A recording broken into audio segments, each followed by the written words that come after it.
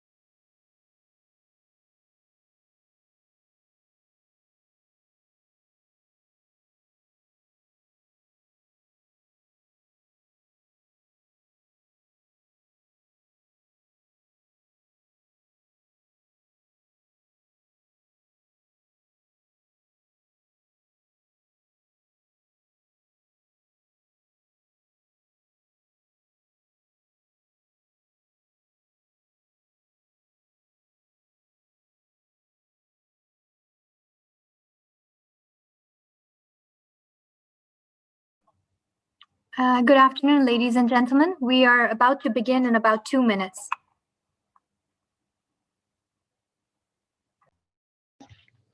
Do you hear us? Yes, madam, we can hear you perfectly fine. Good. Am I audible too? Yes, sir, you are audible.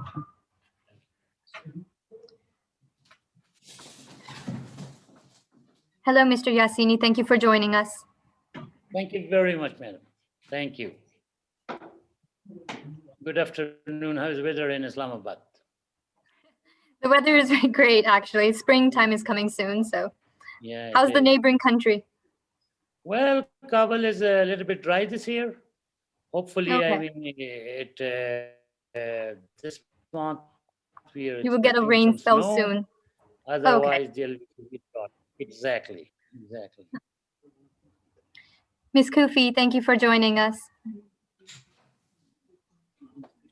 Thank you. Good to be a part of this. یاسینی سب سلام. خدا کنه خوب باشین. بعد از بسیار وقتا تصویرتان هم می‌بینیم. زنده باشی. قطر هستین یا کابل؟ قطر هستم. خانه خیریت چطور از دخترکا و بچه‌ها خوب است کلگی؟ زنده باشین. شما چطور هستین؟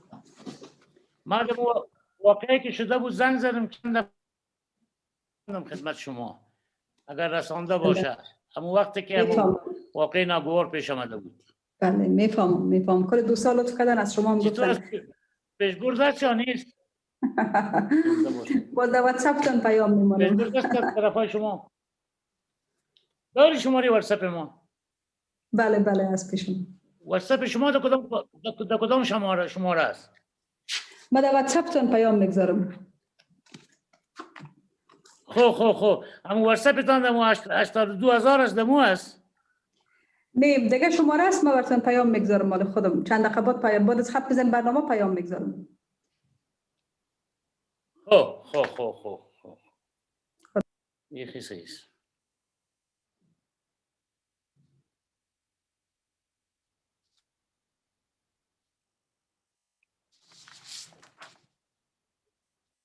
هوای قطر خوب خواهد باشد میشه روز.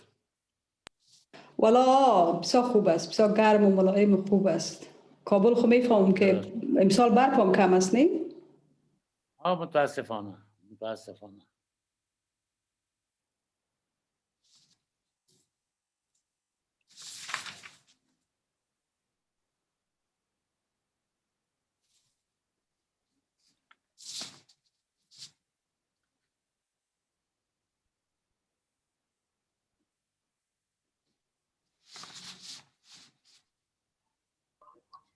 I think we can get started now if everyone is ready, and can you hear me?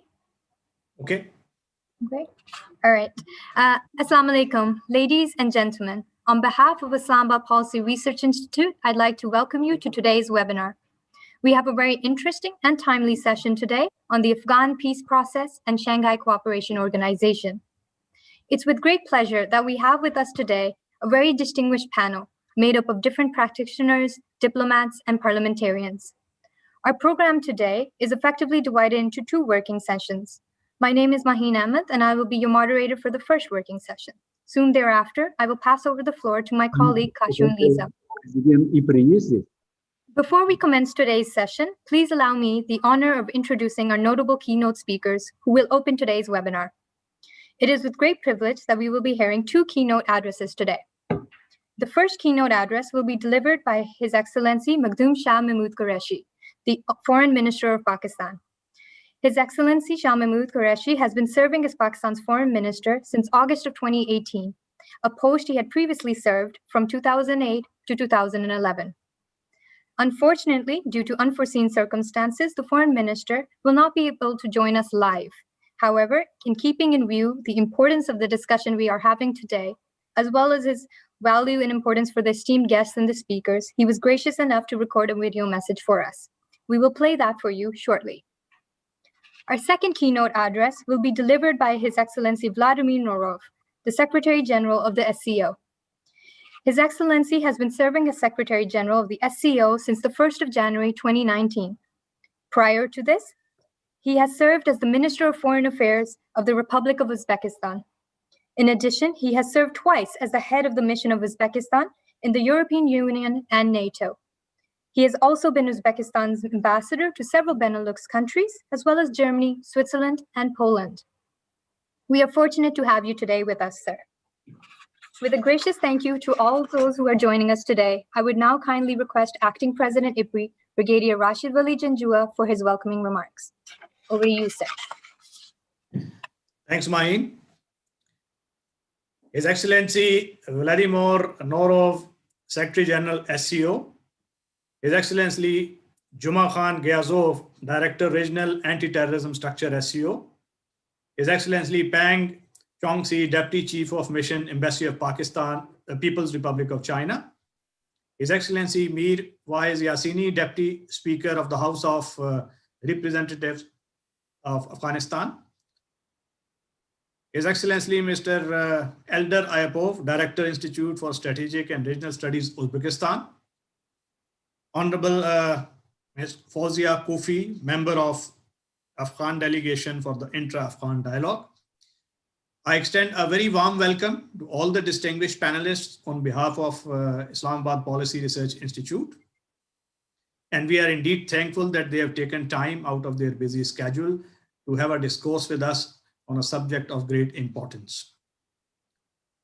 Ladies and gentlemen, as we all know, that the SCO member states have to look at mutual complementarities to derive full advantage of the regional grouping. It is through forging a common outlook on regional security and economic issues that the member countries could overcome security and economic challenges. The sustainable peace in Afghanistan is an idea whose time has come, and that could only be achieved through a combined push for peace by SCO member countries like China, Russia, Pakistan, Iran.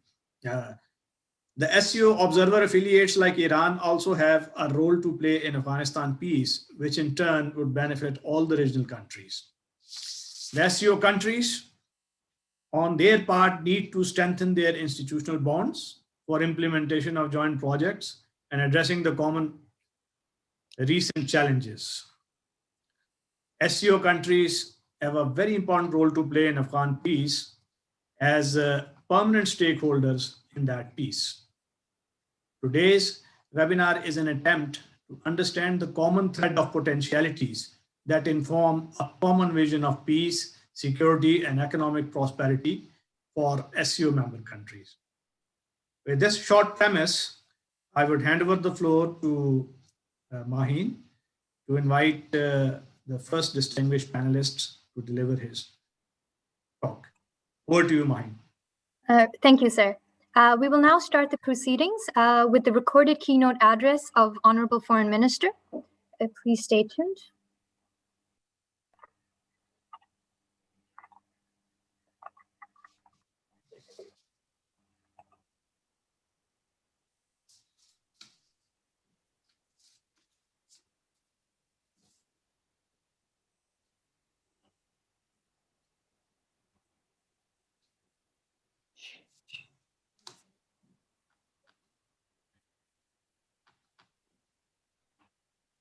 Maheen, we can't hear. I don't know if it's only to me or I cannot hear. Yes, it's not audible. Okay, just a second, please. Stay tuned. We're going to solve that on our end.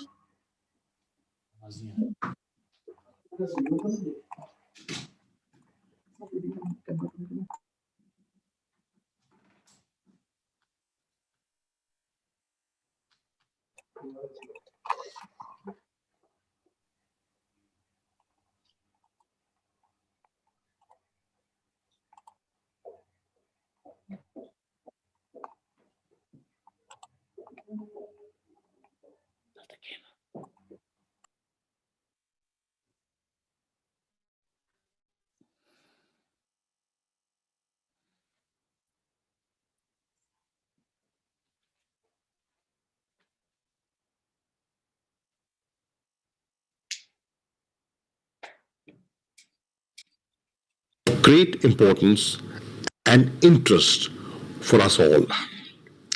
I particularly welcome Islamabad Policy Research Institute and the Institute for Strategic and Regional Studies Uzbekistan for inviting me to address this webinar on Afghan peace process and Shanghai Cooperation Organization, a subject of great importance and interest for us all.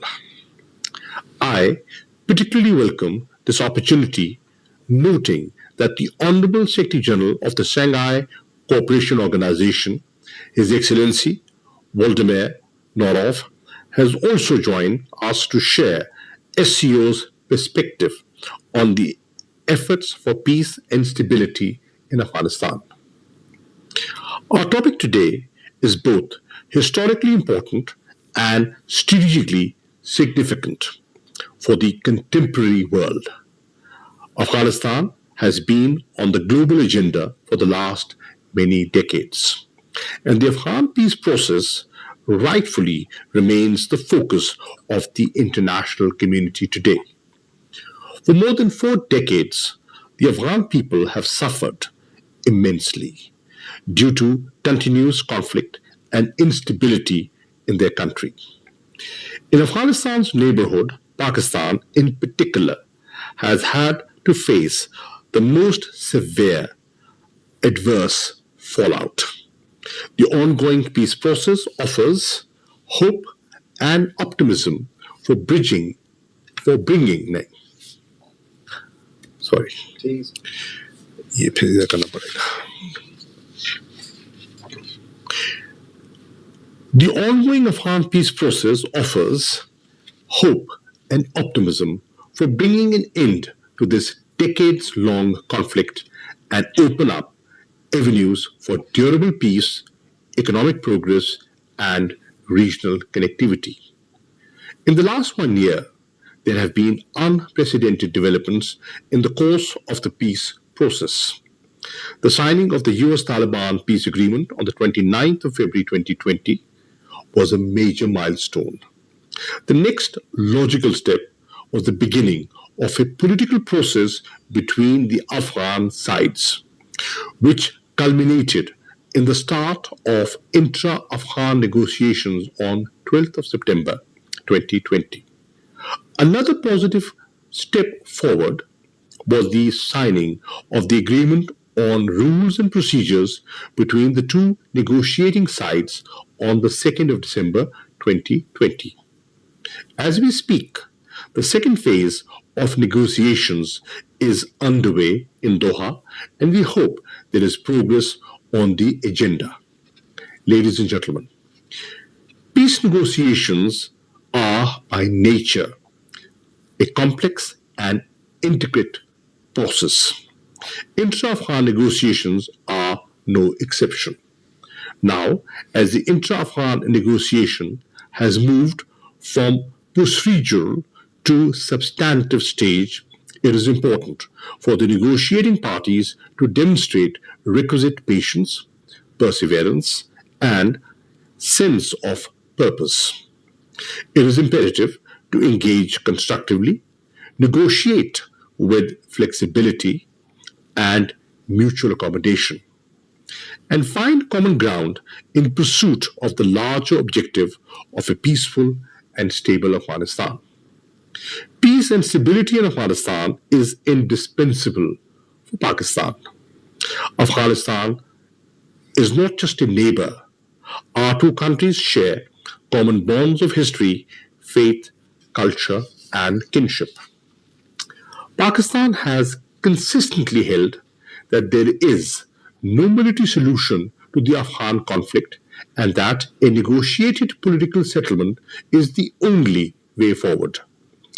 Our principled position was vindicated when all parties involved in the conflict agreed on seeking a solution through dialogue.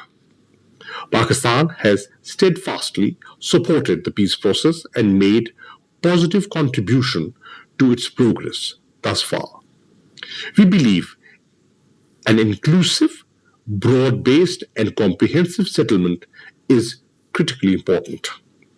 We continue to stress that the Afghan leadership must seize this historic opportunity to establish durable peace in Afghanistan and the region. Our message to all parties has been that Pakistan has no favorites in Afghanistan. We will respect the outcome of the intra-Afghan negotiations. It is up to the Afghans to decide the future of their country. All this while the peace process will have to be protected against the machinations of spoilers, both within and without.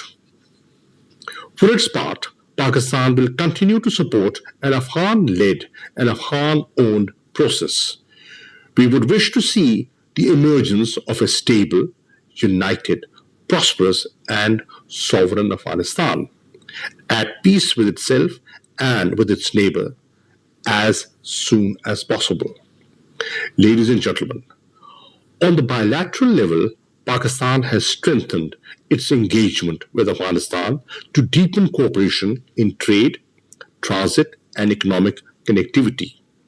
On 19th of November 2020, Prime Minister Imran Khan visited Kabul and reaffirmed Pakistan's policy on strengthening bilateral relations, support the peace process, and post-conflict reconstruction and rehabilitation of Afghanistan.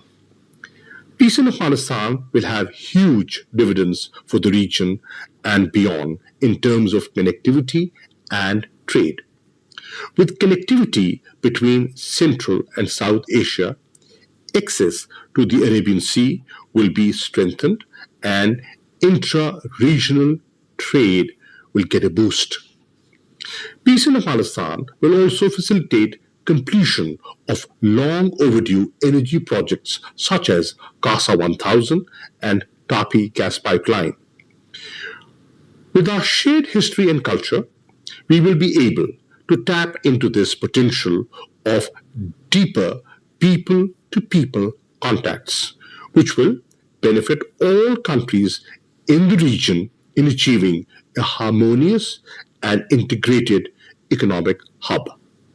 This will also create economic opportunities in Afghanistan, which will in turn facilitate the return of millions of Afghan refugees to their homeland with dignity and honor. Ladies and gentlemen, while reaching an inclusive, broad-based, and comprehensive political settlement is the responsibility of the Afghans, the international community has to ensure constructive engagement with Afghanistan during the ongoing peace process, as well as provision of requisite economic and development assistance in the post-conflict phase. In our view, the international community's efforts should specifically focus on emphasizing to all sides to agree on mechanism for reduction in violence leading towards a comprehensive ceasefire, persuading the negotiating parties to make steady progress towards a political settlement, and drawing a plan for the post-conflict construction and economic development in Afghanistan, including time-bound repatriation of Afghan refugees. Ladies and gentlemen, the SCO, with its membership comprising of Afghanistan's neighboring and regional countries, is an important platform. Afghanistan is central to the prosperity and connectivity within SCO region. The stability and security of Afghanistan has linkages with the SCO states as it shares borders with 4 SCO members. I'm happy that the SCO Moscow Declaration of 2020 highlighted the importance of political dialogue and an inclusive peace process. Pakistan remains keen to work with the Shanghai Cooperation Organization to make contributions in the following areas: support the Intra-Afghan Negotiations to advance a politically negotiated settlement acceptable to all Afghans, and engage in economic cooperation and connectivity initiatives between Afghanistan and the members of the SCO in the post-conflict Afghanistan. Ladies and gentlemen, in conclusion, let me reiterate that Pakistan and SCO have a shared interest in lasting peace and stability in Afghanistan, supporting the ongoing Afghan peace process and engaging to strengthen regional and economic cooperation. The positive momentum of the intra-Afghan negotiations must be maintained, and this historic opportunity must not be squandered. Peace in Afghanistan is a dire need of the entire region and remains our shared responsibility. We must not fail the Afghan people. Thank you very much.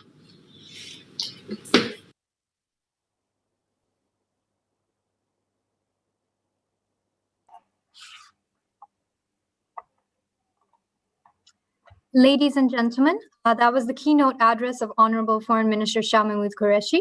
A lot of important points to consider as we progress through the program. I would now kindly request our second keynote speaker, His Excellency Vladimir Norov, for his opening remarks. Dear Mr. Rashid Wali Janjua, Acting President IPRI, dear Director SCO Regional Anti-Terroristic Structure, Mr. Jumakhon Giyazov, Your Excellencies and dear colleagues, Assalamu alaikum. I express my gratitude to the Islamabad Institute of Political Studies for inviting me to today's event.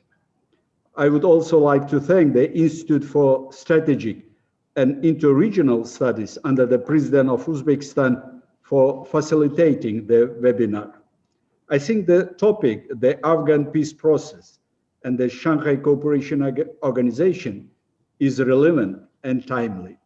The SCO member states have always regarded early settlement of the situation in Afghanistan as one of the most important factors of maintaining and consolidating security and stability in the entire region.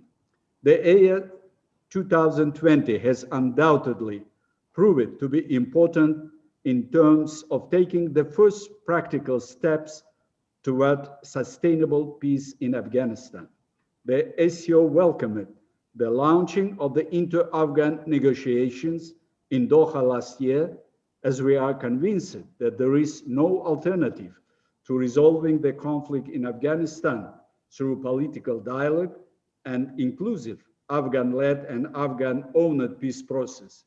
In this regard, we call for increased cooperation by all interested states and international organizations with a central coordinating role for the UN to stabilize and develop this country. We hope that the second round of Doha negotiations, which began this month, will promote the gradual and constructive development of inter-Afghan dialogue, considering the interests of all social, political, ethnic, and religious groups in the country. We regard this process as one of the most important factors in strengthening security and stability in the ASEO area, which will give a positive impetus to the multifaceted interaction of our organization with Afghanistan. In this context, the words of strong support for the Afghan peace process expressed by Pakistani Prime Minister, His Excellency Mr. Imran Khan, at the ASEO Moscow summit in November last year, as well as Pakistan's efforts and relevant mediation for Afghanistan peace process, are highly commendable and deserve special attention. The Moscow format established in 2017 and the International High-Level Conference on Afghanistan in March 2018 in Tashkent also played a positive role in launching the inter-Afghan dialogue. As the process of reducing the foreign military presence in the country has begun, the importance of the ASEO as the largest regional organization in the peaceful resolution of the conflict in Afghanistan is objectively increasing. The ASEO countries have always sought to provide all possible assistance in peaceful conflict resolution and reconstruction of the country. Afghanistan has been observer state of the ASEO since 2012. The ASEO Afghanistan contact group at the level of deputy foreign ministers intensified its activities from 2017 and approved a roadmap for further action in 2019. During the Moscow summit of ASEO, the president of Afghanistan, Ashraf Ghani, praised the efforts of the ASEO member states to provide ongoing political and economic and technical assistance to our Afghan friends, including in the face of the COVID-19 pandemic. At the conclusion of the Moscow ASEO summit, chaired by Russia, our heads of state noted the need to intensify joint work to implement the roadmap to support the efforts of the people and government of the Islamic Republic of Afghanistan to achieve peace, economic development of the country, countering terrorism, extremism, and drug-related crime. Combating the main challenges and threats to regional security remains a priority while implementing this document with our Afghan partners. Unfortunately, attacks on the Afghan military are still going on, which can slow down the constructive development of the inter-Afghan negotiation. In addition, we remain concerned about the deteriorating situation in the border regions of Afghanistan. According to the ASEO regional anti-terrorist structure, against the background of the growing number of fighters arriving in the north of the country, including from Syrian-Iraqi conflict zone, a buildup of combat capabilities and expansion of the presence of a branch of ISIS, the terrorist group Islamic State, Wilayat-e-Khorasan, has been recorded. The threats they pose are not only attempts to create a bridgehead in Afghan territory for expansion into the ASEO space, but also the use of information and communication technologies to promote terrorist ideology, recruitment and propaganda activities, and management of sleeper cells in abroad. In this regard, it is important to establish a regular exchange of information between the ASEO regional anti-terrorist structure and the competent authorities of Afghanistan on preventing and suppressing the activities of international terrorist organizations. An additional source of concern is the traditionally the high level of drug production in the country, which not only finances local and international terrorists, but also leads to social degradation. That is why last year's ASEO Council of Heads of State statement on countering the drug threat called for the implementation of effective measures to combat the illegal cultivation of drugs crops, the production of opium and cannabis group drugs and synthetic drugs, and their transit through the countries of Central, Southeast, and South Asia. In this context, we are also ready to assist in developing and implementing capacity building programs for Afghan law enforcement agencies on preventing and combating narcotics drugs. Dear colleagues, Afghanistan's return to the trajectory of peaceful development should be accompanied by its systematic involvement in regional trade and economic processes. Without the participation of the Afghan side, it is impossible to implement high-quality infrastructure projects aimed at strengthening regional connectivity in the SCO. As the distinguished Minister, Mr. Qureshi, rightly noted at the recent high-level conference on the implementation of the UN Secretary General's Peace-Building Fund, that the main obstacle for developing countries in mobilizing international investment is their inability to prepare commercially viable development projects, including those supported by the multilateral development institution. This problem is even more relevant to Afghanistan. In this regard, the recent initiative of President of Uzbekistan, Shavkat Mirziyoyev, to develop and adopt a plan of political measures on assistance to social and economic rehabilitation of Afghanistan within the framework of SCO Afghanistan Contact Group deserves special attention and full support. We also welcome Tajikistan co-chairmanship of the Istanbul Process Heart of Asia at the member state and current SCO chairmanship, which aims to enhance regional cooperation on Afghanistan, as well as the planned 9th Ministerial Conference of the Istanbul Process to be held in Dushanbe this spring. Besides, a regular meeting of the SCO Afghanistan Contact Group at the level of deputy foreign ministers of the organization's member states and the leadership of the Afghan foreign ministry is planned to be held within the framework of Tajikistan presidency of the SCO this year in July in Dushanbe.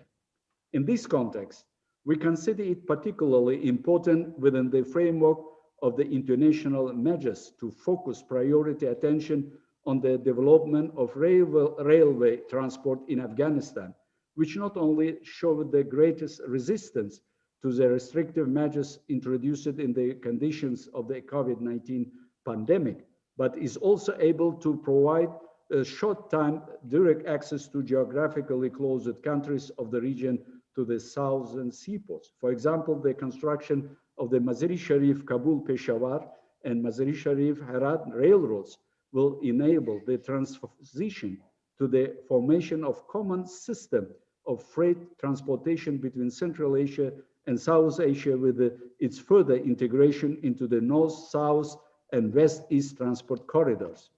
Optimization of trans-regional logistic process will not only intensify multilateral trade and economic ties, but also accelerate the recovery of the Afghan economy, including the effective development of the mineral sector in the central and south provinces of the country, and consequently, the creation of tens of thousands of new jobs.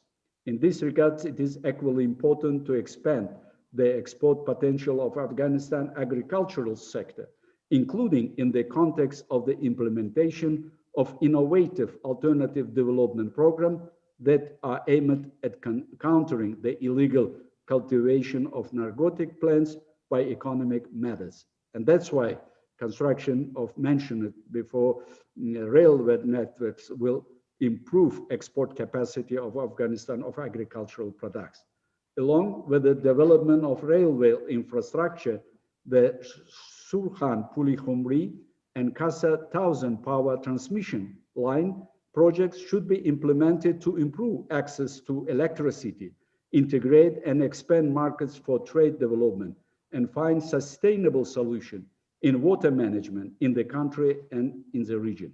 Active cultural and humanitarian cooperation has been an important support in strengthening Afghanistan trade and economic ties with the SCO countries. Our roadmap provides for facilitating the training of Afghan citizens, including women, through the SCO universities and specialized educational centers of the SCO member states in various fields and specialties are in demand by the Afghan students, including supporting and expanding distance learning programs aimed at unlocking the creative and business potential of the young generation. This is especially relevant in the condition of the current pandemic. The youth play a great role in strengthening regional and global security and stability. Therefore, there is an immense need to contribute to the capacity building and development of the youth in Afghanistan. The SCO member states continue putting much effort into tapping the potential of the young people living in the 18 SCO countries. In this regard, the SCO Secretariat has already laid down a firm foundation supporting the youth under the SCO Scholar platform, and it is worth mentioning that the Kabul team using this platform organized a successful webinar titled United Entrepreneur Webinar in December last year, which I believe is a reflection of the success of the Scholar platform. Dear colleagues, I'm sure that proposal which will be made by you on the webinar on ensuring the peace process in Afghanistan will be useful in preparing and making appropriate decisions. To conclude, I would like to take this opportunity to wish all the participants of this webinar a successful, fruitful, constructive, and meaningful work. Thank you for your attention. Thank you so much, sir, for opening the session with your remarks. You've truly given us the necessary context to move this webinar forward.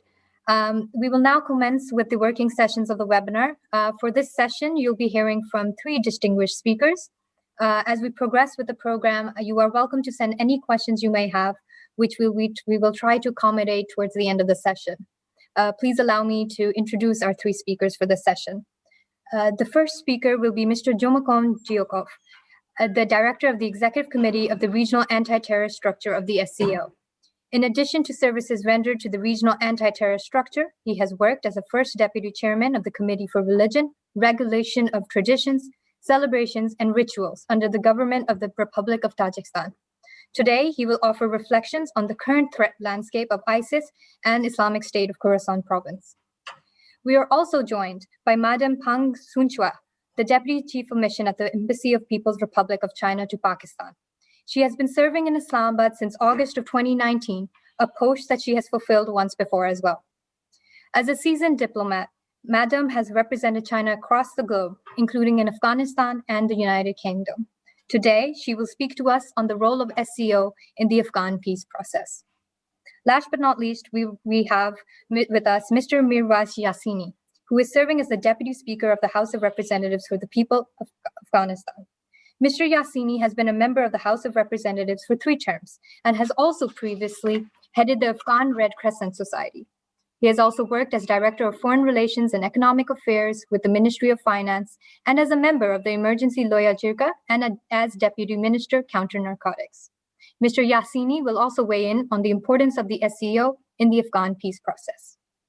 With that, to begin, may I kindly request His Excellency Jomakon Giokov to take the floor, please. Dear Shah Mahmud Qureshi,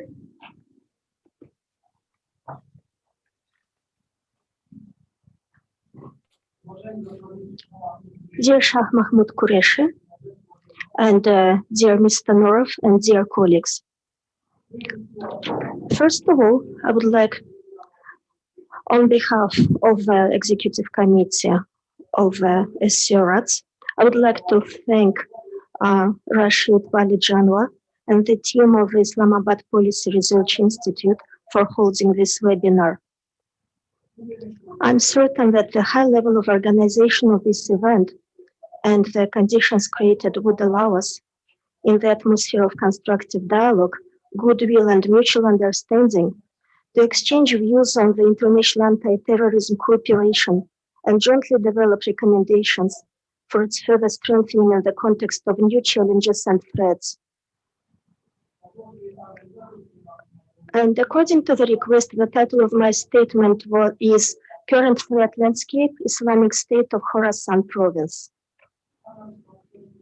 For now, the alarming operational situation in Afghanistan is exacerbated by the general regional situation. Recently, there has been an active mixing of hostilities on the territory of Afghanistan. Militants of international terrorist organizations are also participating in military conflicts, which has led to instability and a large number of victims in the region. After the losses incurred in Syria and Iraq, ISIS is forced to look for ways to create new strongholds for the caliphate. Under these conditions, there is an increase in the number of militants arriving to the northern Afghanistan, resulting on a build-up of combat potential and an expanding presence of ISIS branch, Islamic State Khorasan Province, whose leaders actively interact with the leaders of the terrorist organizations such as Islamic Movement of Uzbekistan, Islamic Movement Turkestan, Jamaat Ansarullah, in order to create conditions for an invasion to the bordering Central Asia. And taking into account the recent coordinated actions and attacks of ISIS Khorasan Province, we note the growth of its potential threat to the SCO member states. In our assessment, the transfer of experienced militants from Syria to Afghanistan, including a significant number of FTOs from the SCO member states, will increase the destabilizing factors for the Central Asia region. An increased number of internet users during the pandemic was used by ISIS to intensify its narrative. This creates conditions for self-radicalization, active recruitment of new members, fundraising activities, coordinating the activities of underground cells, organizing and committing terrorist attacks. It is predicted that after the lifting of quarantine restrictions, terrorist activities will reach a more active phase. We believe that the aforementioned coordination of terrorist groups under the wing of Khorasan Province unites the enemies of the peace process in Afghanistan, and strengthening in the north of the country may pose a major threat to the regional security in the near future. The situation in Afghanistan can be improved after the start of a constructive intra-Afghan political dialogue, since no imposed political decision from outside can satisfy demands of the Afghan people. Undoubtedly, the Afghan issue is a complex issue that cannot be solved by a separate state or one international organization. We believe that international assistance should be carried out with the coordinating role of the UN and adhere to a single standard of combating terrorism within the UN. In this case, it seems reasonable to assess the situation in a certain hotspot to identify activities in different FTOs and form a unified coordinated approach of the international community to develop measures to counter this threat.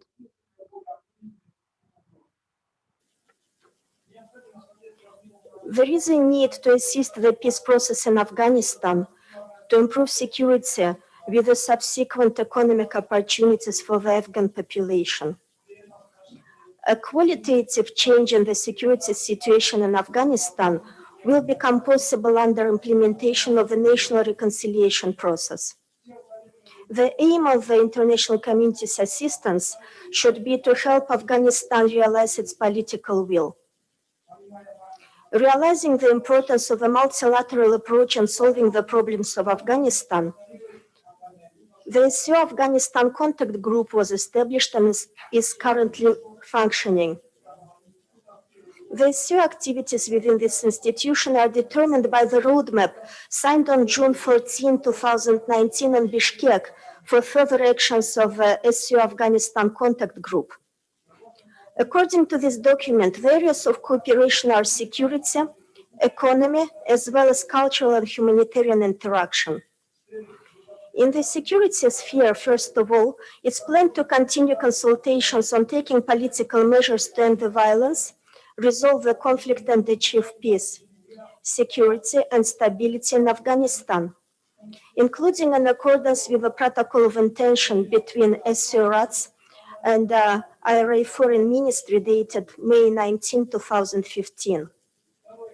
Secondly, there is a need to establish an exchange of information on the prevention and suppression of the activities of foreign terrorist organizations operating in Afghanistan. And thirdly, we can use the possibilities for personal training of the competent authorities of Afghanistan responsible for combating terrorism in the relevant centers of the SCO member states. Lastly, we should strengthen cooperation in the fight against drug trafficking from Afghanistan, including through border interaction. SCO RATS believes that it's necessary to focus on the combating and prevention of return of FTOs from Afghanistan to the countries of origin. In this case, we need first to develop and deepen the cooperation of the competent authorities of the SCO member states in countering the challenges and threats from the FTOs on the soil of IPRI, ensuring the involvement of the competent authorities of Afghanistan in this process as an observer state to SCO.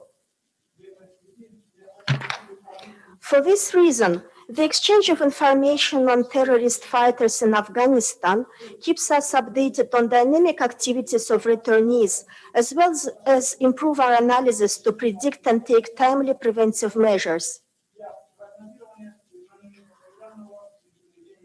And secondly, we must strengthen border control, prevent illegal immigration, and promptly detect and detain returning FTFs.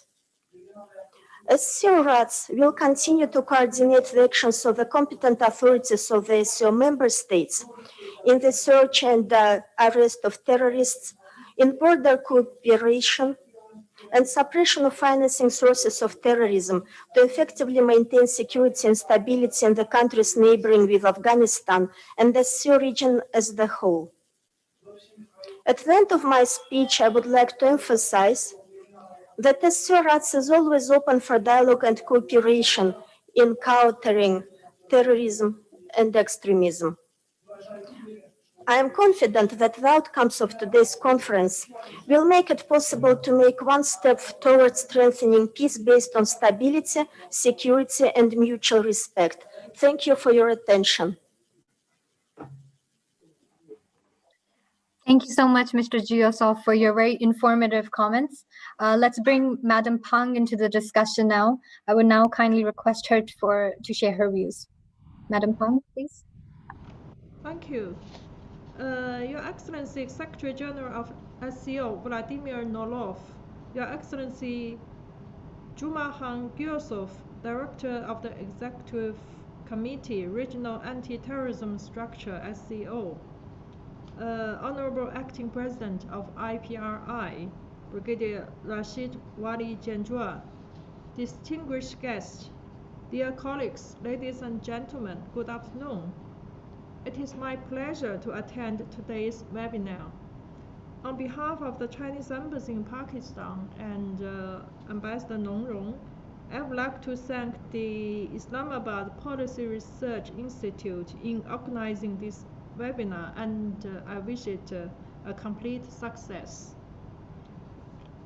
Today I would like to talk about the Afghanistan peace process and the role of the SCO. This year, 2021, coincides with the 20th anniversary of the September 11th incident and the US war in Afghanistan, and also it's the 20th anniversary of the founding of the SCO. I think it is relevant and meaningful to discuss this issue at such a historic juncture. As President Xi Jinping said, peace, like air and sunshine, is hardly noticed when people are benefiting from it, but none of us can live without it. Stopping violence and achieving durable peace is not only the strongest aspiration of our 37 million Afghan people, but also the shared expectation of the regional countries and the international community. The Afghan peace process is crucial to the future of the country and the well-being of its people. It also has a profound impact on the peace, stability, development, and prosperity in the region. It requires the solidarity and efforts of the Afghan people, and also the support and help from the international community and regional countries. As an important force for maintaining peace and stability in the region, SCO has unique advantages in supporting the Afghan peace process and realizing lasting peace in Afghanistan. The first advantage is geographic closeness. As President Xi Jinping said, Afghanistan is a neighbor to many SCO member states and an important observer state of the SCO. The SCO shares the war-related sufferings of the Afghan people. The second one is about similarity in the mission, originated from the Shanghai 5 group. One of the missions of the SCO is to fight against terrorism, separatism, and extremism, which are also the enemies of peace in Afghanistan.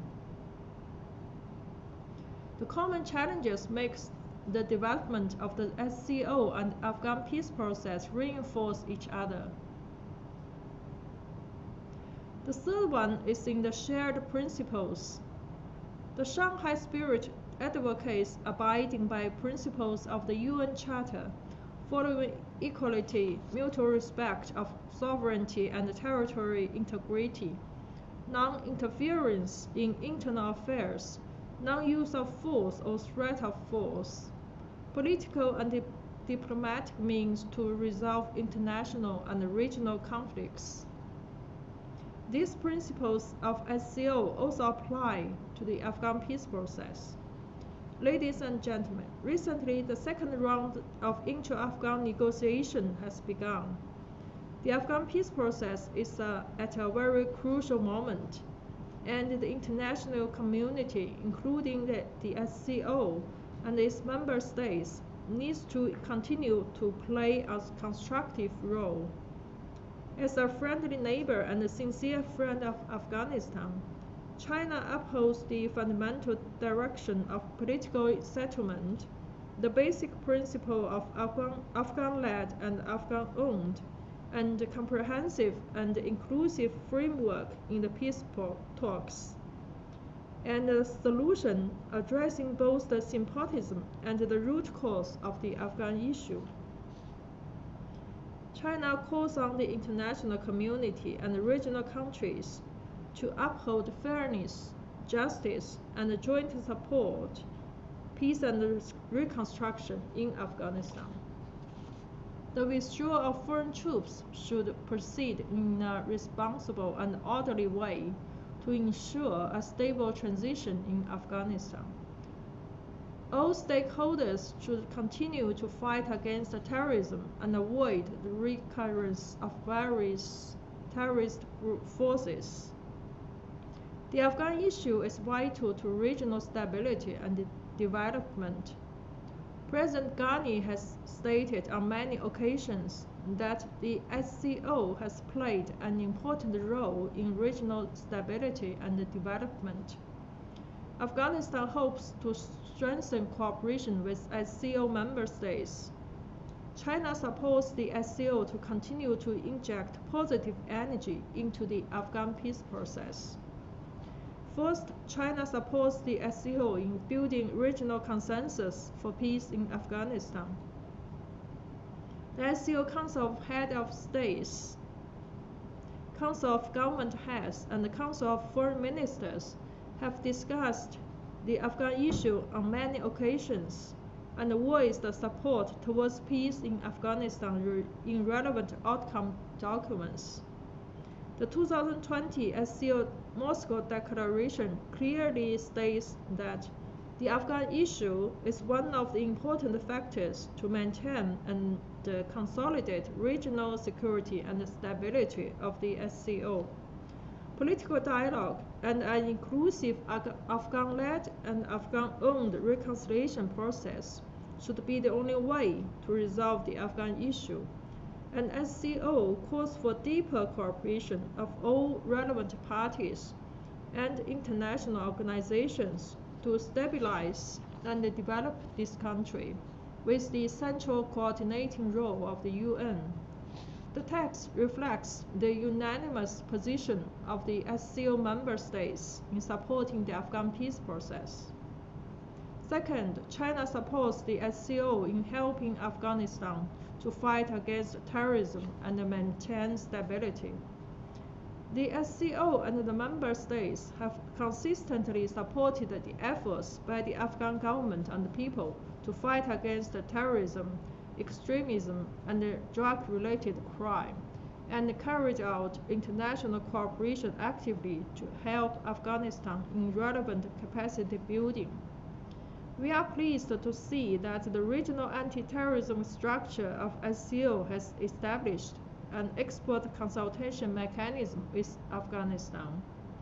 The SCO member states and Afghanistan have formulated a joint action plan and conducted extensive and in-depth exchanges on counterterrorism, drug control, and combating organized crimes.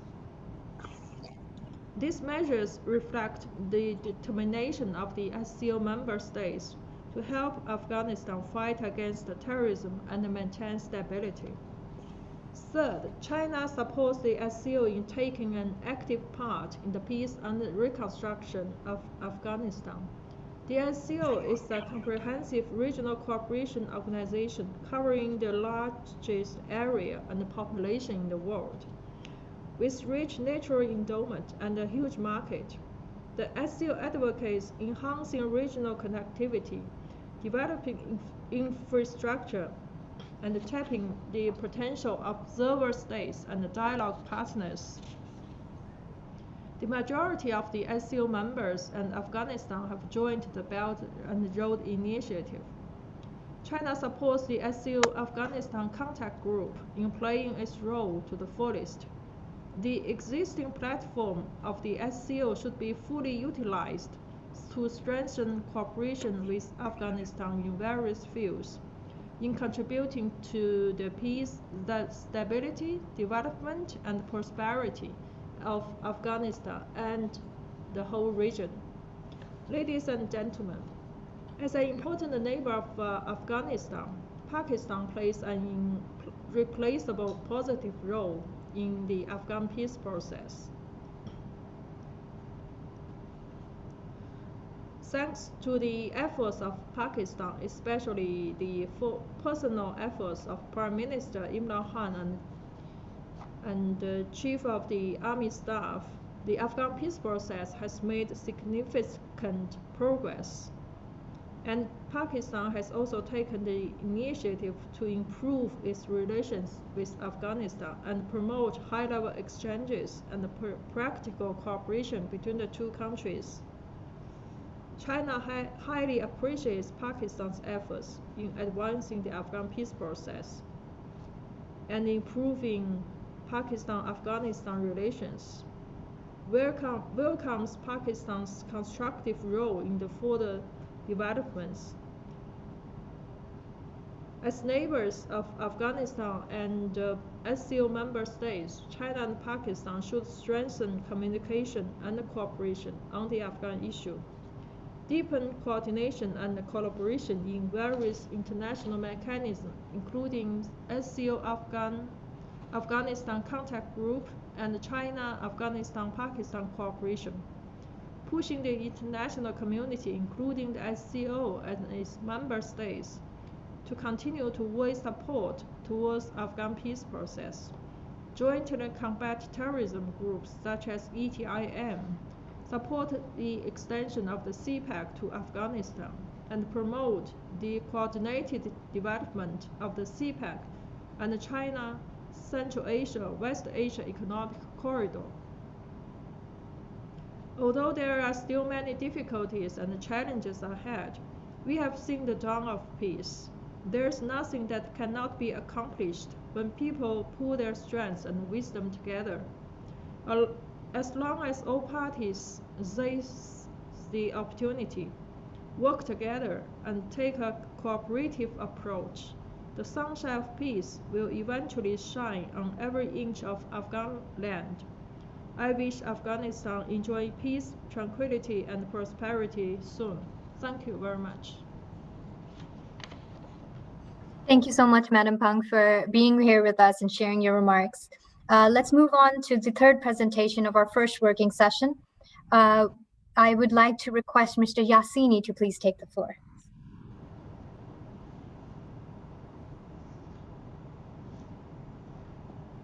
Sir, you will have to unmute yourself, please.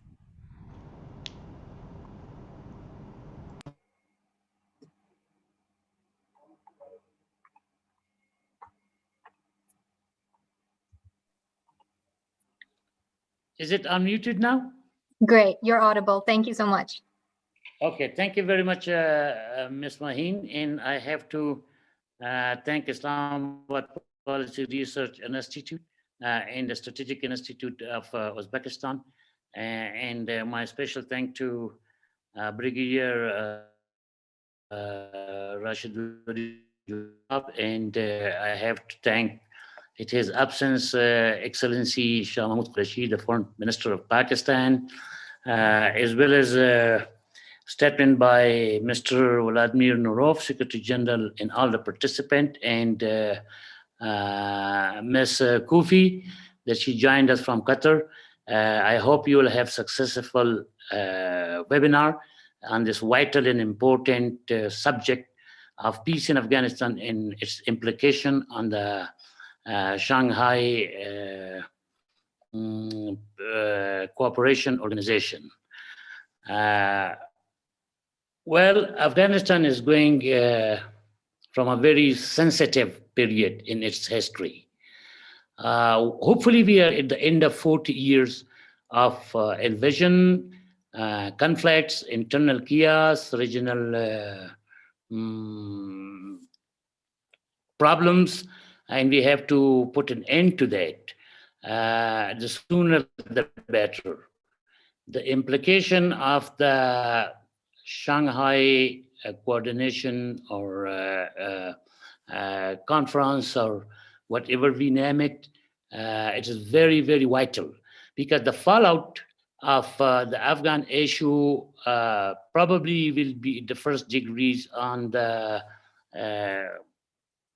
Shanghai Cooperation Organization members country, and it is observer countries. Whether what's happening in Afghanistan does directly the security, the normalcy, as well as the economy and well-being of the member states. Therefore, it's very, very important that you have an important role to play in the peace. We do appreciate it, the member states so far, particularly Pakistan and China and Uzbekistan and all member countries who donated their efforts to the peace and dialogue what's currently happening in Doha for the bringing peace to Afghanistan.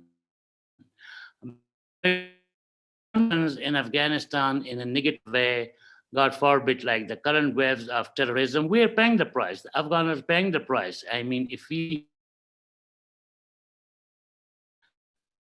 day, it's a number in many cases. Afghans are losing their life. The social society is paying the price. The press is paying the price. The students, the children are paying the price. The civilians are paying the price. Goes beyond our borders.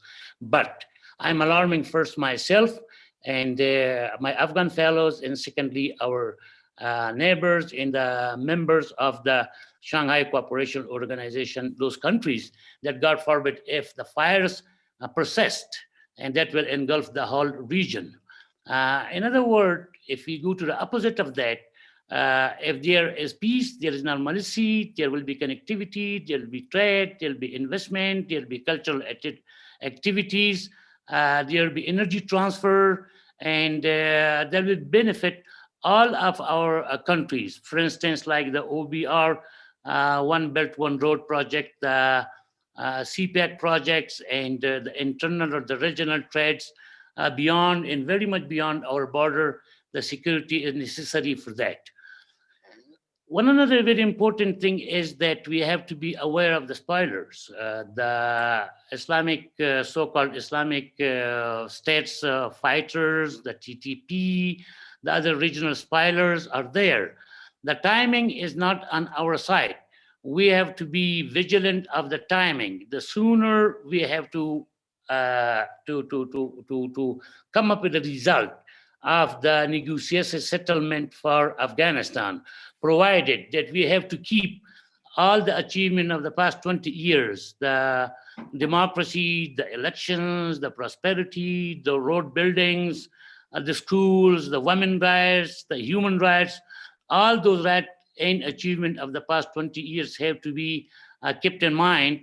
And we do appreciate it, all the concerned countries who are helping us who are helping the peace process for Afghanistan. Because if it does not happen, God forbid, the peace, well, the negative fallout be very, very, very severe, and it will be very miserable.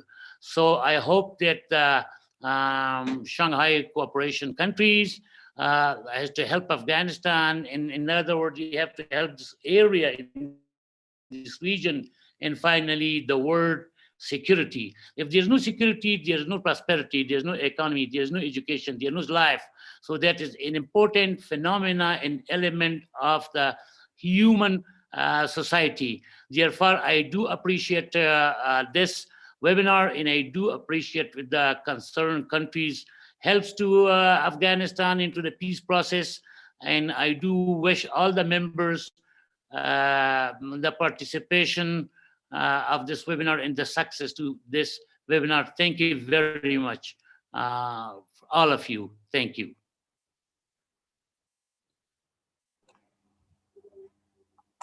Thank you very much, Mr. Yassini. With this, we come to the end of our first session for the webinar. I also thank my colleague Maheen for the excellent moderation. As I, Kashun, Lisa take over, we move on to the second session for the webinar. I'm truly honored to introduce the speakers lined up for the second session. The first speaker is His Excellency Ambassador Syed Ali Asad Gilani. His Excellency Ambassador Syed Ali Asad Gilani has been serving as Ambassador of Pakistan to the Republic of Uzbekistan since September 23, 2020. His career in the Ministry of Foreign Affairs began with the Human Resource Department, which he joined as Assistant Director in 1998. He has previously served as the Third Secretary at Pakistan's mission in Beijing, First Secretary in Geneva, Counselor in Tokyo, and Deputy Head of Mission in Ankara. In addition, he has also served as Director Human Resource Management, Director OIC, and Deputy Chief of Protocol. Our second speaker is Dr. Eldor Aripov. Dr. Eldor Aripov serves as the Director of Institute for Strategic and Regional Studies, Uzbekistan. He has done his PhD in political science, and his research areas include international relations, regional cooperation, security and stability in Central Asia. Our third speaker is Ms. Fawzia Kufi. Ms. Fawzia Kufi is a member of Afghan government's delegation in Doha, negotiating with Taliban in intra-Afghan dialogue. She is an accomplished author, internationally known advocate for rights of women and children. Ms. Fawzia Kufi was the first female in Afghan parliament to be selected as second deputy speaker. So without any further delay, I request His Excellency Ambassador Syed Ali Asad Gilani to discuss the impact of peace in Afghanistan on the regional integration. Sir, if you may please.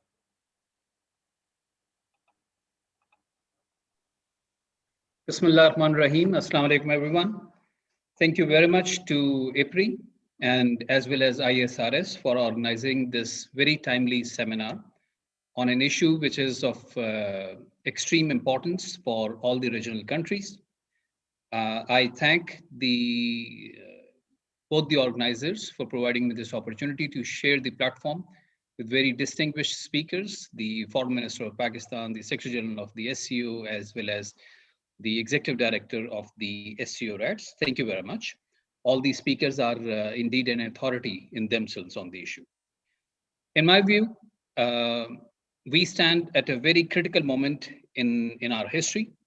Whatever decisions are going to be taken by us during these days will have very long-term geopolitical and geo-economic impacts on the region as well as beyond. A decade or so, the outlook of this region may be totally different, improved for the good of everyone, or further relegated to chaos and conflict. Therefore, it's very important, in my opinion, to correctly contextualize and understand what we are up to.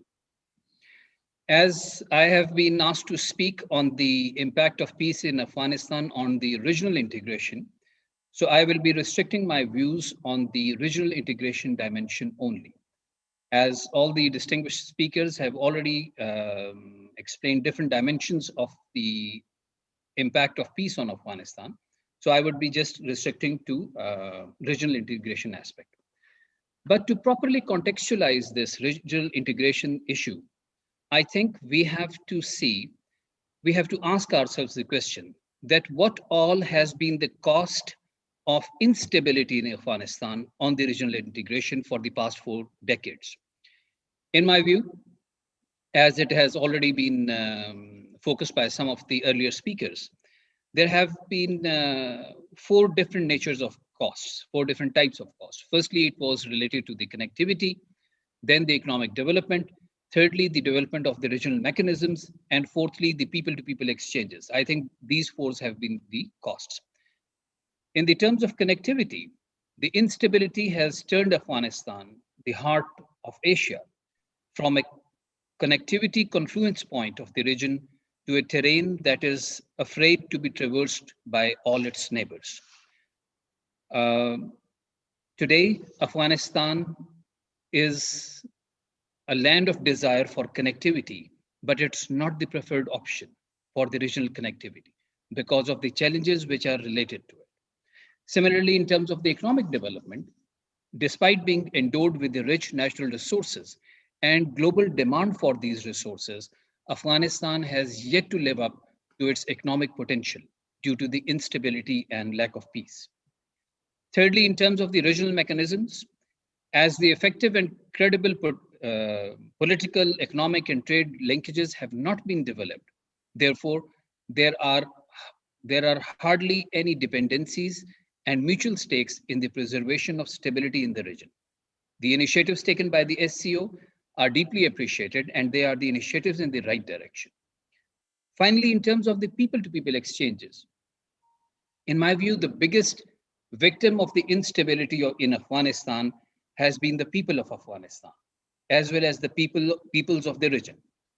Afghanistan has been transformed into a place where the neighbors are afraid to interact and they are separated by strongly guarded borders. Now, the opposition to all of these costs which have been paid are the opportunities that await peace in Afghanistan. The impact, the impact of peace on Afghanistan on the regional integration would be huge. In my opinion, instead of contextualizing opportunities in Afghanistan through the prism of peace, it should rather be the prism of opportunities that should contextualize the peace efforts in Afghanistan. Now, let me come to these 4 points, that what peace would entail in terms of the connectivity, economic development, as well as the regional mechanisms and people-to-people context. In terms of connectivity, in my opinion, Central Asia's connectivity through Afghanistan with Pakistan and the Arabian Sea is dictated by the geography. If it had not been the case, then why, despite availability of other routes and options, we would still be even considering connectivity through Afghanistan? What the connectivity via Afghanistan would bring for Central Asia, it would transform its geo-economic landscape, particularly for Uzbekistan, by addressing its biggest challenge. The region would not only grow to its real potential when it is well connected, but it is also the time when this entire region is ripe for the business and the investment opportunities. For instance, from Pakistan to Tashkent, a container by sea, it takes 30 days, 35 days to reach. But if it is connected by road, and if it comes by road, it takes 5 to 7 days. With better connectivity infrastructures, it would further reduce to 3 days, 3 to 5 days. Now we can imagine what impact it would have on the export of the perishable agrarian products, on the trade between Pakistan and Uzbekistan, or rather Central Asia. It would greatly reduce the transportation time, and how much the insurance costs would reduce, how much the employment related activities would be generated by virtue of the transport infrastructure, as well as the complete logistics chain. Similarly, in terms of the export potential, for example, Pakistan's exports to Uzbekistan are at present about 100 million. And it is estimated that if the markets live up to their potential, then the Uzbekistan's exports to Pakistan, as per the latest studies, it can increase to 300 million. And similarly, Pakistan's exports to Uzbekistan can grow up to 600 million. So this is the potential with one country. If we imagine the entire Central Asia, or for the Central Asian countries connecting to the Arabian Sea and later to the Gulf, the potential is really huge.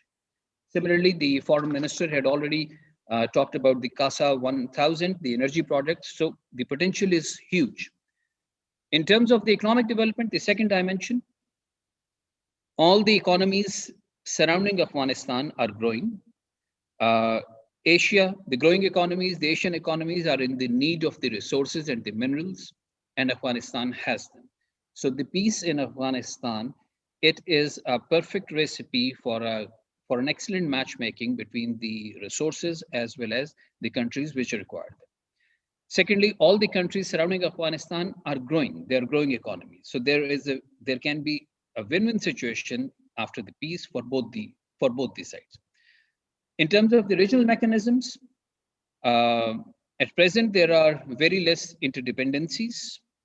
Pragmatic settlement of disputes and common development of the regional mechanisms would be helpful for all. And in this regard, all the initiatives which have been taken or which are being taken by the SCO, I think they are the initiatives in the right direction, because they are going to be helpful for all the regional countries. And finally, in terms of the people-to-people context, I think this region historically has been too important to be ignored.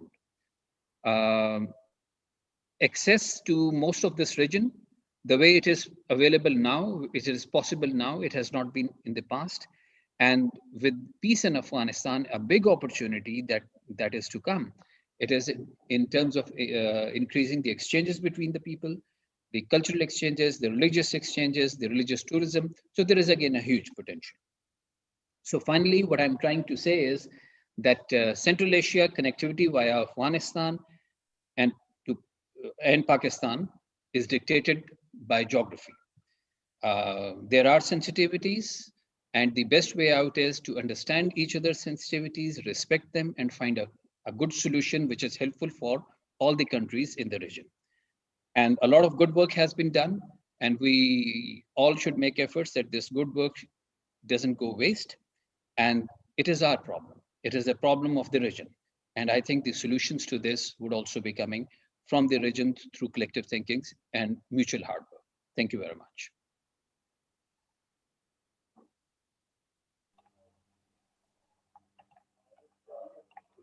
Thank you, His Excellency Ambassador Syed Ali Asad Gilani. As rightly pointed out, the trade potential is enormous. to further deliberate on the opportunities for regional integration with sustainable peace in Afghanistan, I request Mr. Eldor Aripov to please proceed forward with his remarks. Thank you very much. First, let me thank Acting President of Islamabad Policy Research Institute for organizing today's event. The partnership between our institute is almost 15 years old, and we're always glad to have the opportunity to communicate and exchange views with our colleagues. We are also glad to share our vision of the Afghan reconciliation and its impact on regional processes. Afghanistan is one of the main foreign policy priorities of President Mirziyoyev. We view Afghanistan as an organic, integral part of Central Asia. Speaking about the region, President Mirziyoyev always means 6 states, not 5, referring to Afghanistan. For millennia, Afghanistan has been part of the economic, cultural, and civilizational space of Central Asian region. Today, we are witnessing fundamentally new trends in Central Asia. Issues that have not been resolved for decades are finding their solution. First, a fundamentally new level of political trust has been achieved in the region. A huge role on this undoubtedly played by the Samarkand Conference on Central Asia held in November 2017. It was at this meeting, which was attended by the heads of the foreign ministers of all Central Asian countries, that so-called regional or Samarkand consensus was established. In fact, the foundation was laid for the further rapprochement of the countries of the region. The initiative of the President of Uzbekistan, Shavkat Mirziyoyev, to hold annual consultative meetings of leaders of Central Asian countries was also supported at that conference. This is a really unique format. Previously, the heads of states of Central Asia did not have such a format, did not have the opportunity to meet regularly to discuss pressing issues of regional development. Another example, for the first time in the history of the region, the Central Asian countries are preparing a 5-sided document on friendship with neighboring and cooperation in Central Asia in the 21st century. So far, we have concluded such agreements only at bilateral level. Secondly, we had made significant progress in resolving such as sensitive issues as borders. The most important documents on the delimitation and demarcation of state borders with Kyrgyzstan and Tajikistan was signed. Thus, we removed very sensitive issues that provoke tensions not only in bilateral relations, but also in the region. Thirdly, visa regimes have been simplified. Dozens of checkpoints at the borders with neighboring countries have been opened. Before the coronavirus, people could safely cross the border, not stand in the long queues for visa applications and so on. It is noteworthy that after many barriers were removed, the number of people crossing the border have increased manifold. For example, in 2018, the crossing of the Uzbek-Tajik border increased almost 6 times compared to 2017. Crossing the border with Kyrgyzstan increased 3 times, with Turkmenistan 2 times. Fourthly, we have achieved the most impressive results in expanding trade and economic ties. The numbers are truly dramatic. From 2016 to 2019, regional trade more than doubled, exceeding $7 billion. Of course, the pandemic has limited our plans to increase mutual trade, but there was no significant drop. Moreover, our trade with Tajikistan and Kyrgyzstan, it even increased. As you see, Central Asia has acquired a new image. In fact, today, a completely different logic of cooperation is being formed in the region. This clearly demonstrated by the October events in Kyrgyzstan. I mean, joint statement of Central Asian states on the situation in Kyrgyzstan. Probably I will not be mistaken if I assume that this happened for the first time in the history of the region. By speaking together, our countries have demonstrated that they can and ready to speak from common position. Dear colleagues, obviously such a positive transformation of the region affected our relations with Afghanistan. The countries of the region became more open and began to strengthen economic ties. Earlier, we actually pretended that Afghanistan does not exist. We mentioned this country exclusively as a problem and a source of threats to the region. Now, there is a general understanding of the need to involve this country into regional economic processes. The positive dynamics of mutual trade between Uzbekistan and Afghanistan is observed even during pandemic. The border with Afghanistan remained open this year for all traffic. Due to this, in 2020, the level of trade with Afghanistan increased by 25%. What are the benefits of cooperation with Afghanistan for Central Asia, for Uzbekistan? First of all, a new strategic opportunity which the president of Uzbekistan has repeatedly declared. Objectively, Afghanistan is a connecting bridge for Central Asia and South Asia, two key regions of the SCO space. This has been the case for many centuries. Flows of people, goods continuously passed through this territory. Unfortunately, in the 20th century, Afghanistan, in fact, has been turned into a buffer zone, left outside of regional transport and energy development. Today, we have all necessary factors for reviving the historical role of this country in the region. Specifically, what can stabilization in Afghanistan give to us? First, the use of transit and infrastructure potential of Afghanistan. You know that Uzbekistan actually is a double landlocked country. In order to reach sea communications, we need to cross at least the borders of two states.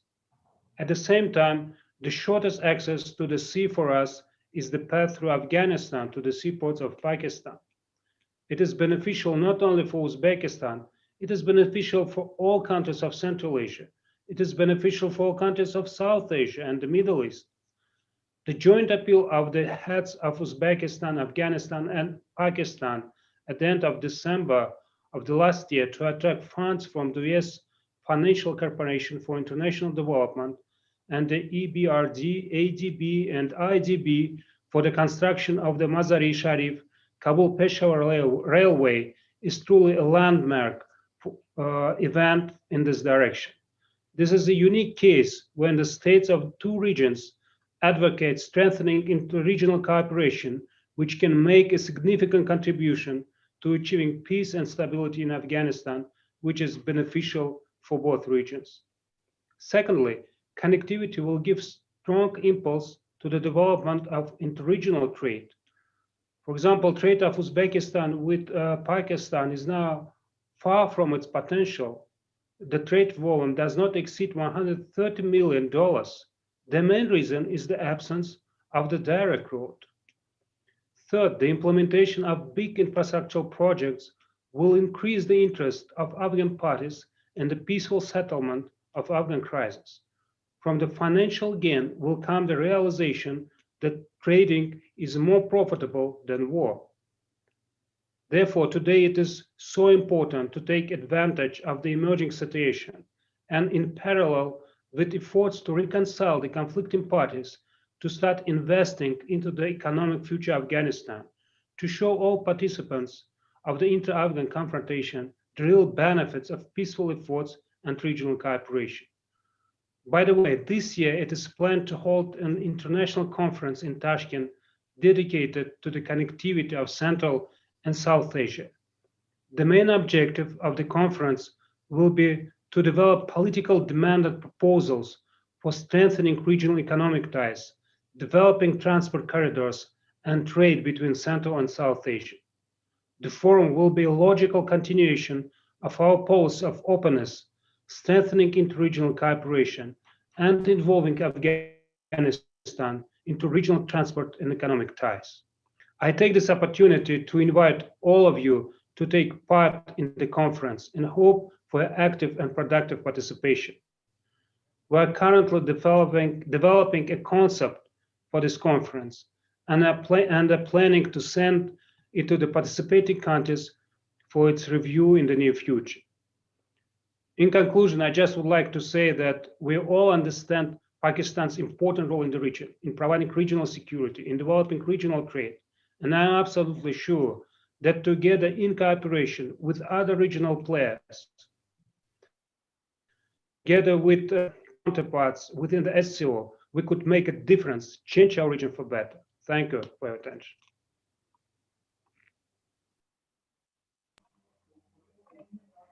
Thank you, Mr. Eldor. Pakistan indeed is playing a very substantial role in driving regional connectivity.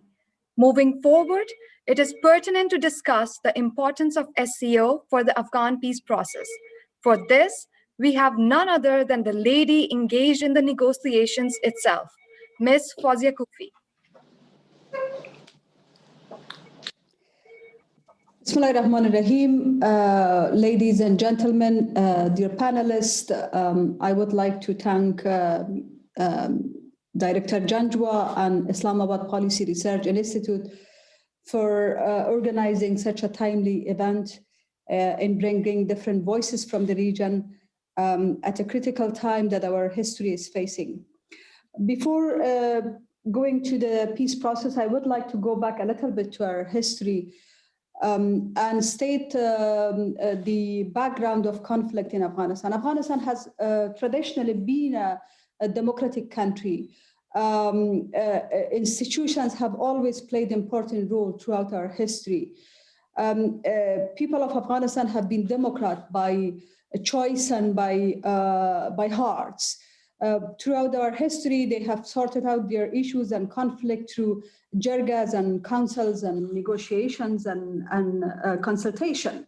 However, when the jihad against Soviet Union started and many leaders from Afghanistan migrated to the regional country and to the neighboring countries, this was the beginning of a different rise of emerge of extremism in Afghanistan and in the region. A lot of monies were poured into support the jihadi, the Mujahideen groups, without clear benchmarks on the expenditure of this money to ensure that extremism and radicalization is not promoted. As a result, some of the monies were spent to support the jihadi groups. The others were actually spent to support the radicalized and extreme groups in the region. Right now, there are, according to the Afghanistan National Security Council, there are above 22 different terroristic networks that operates between Afghanistan and the region, including Pakistan, Uzbekistan. They are in move. Some of them are based in these countries. Most of them are in move, which could be a potential threat not only for Afghanistan but for the region. Afghanistan has always been in the front line of fighting extremism. We have paid a high price for this over the past 4 decades. Not only millions of people lost lives, but also institutions, opportunities were taken away from the people of Afghanistan. In particular, the economic opportunity, the regional connectivity. Afghanistan can be a potential hub for connecting Central and South Asia and making sure that Central Asia actually reaches the sea and the salty water. However, this has not been possible until lately due to the war and conflict and uncertainty about what will happen in the future in Afghanistan.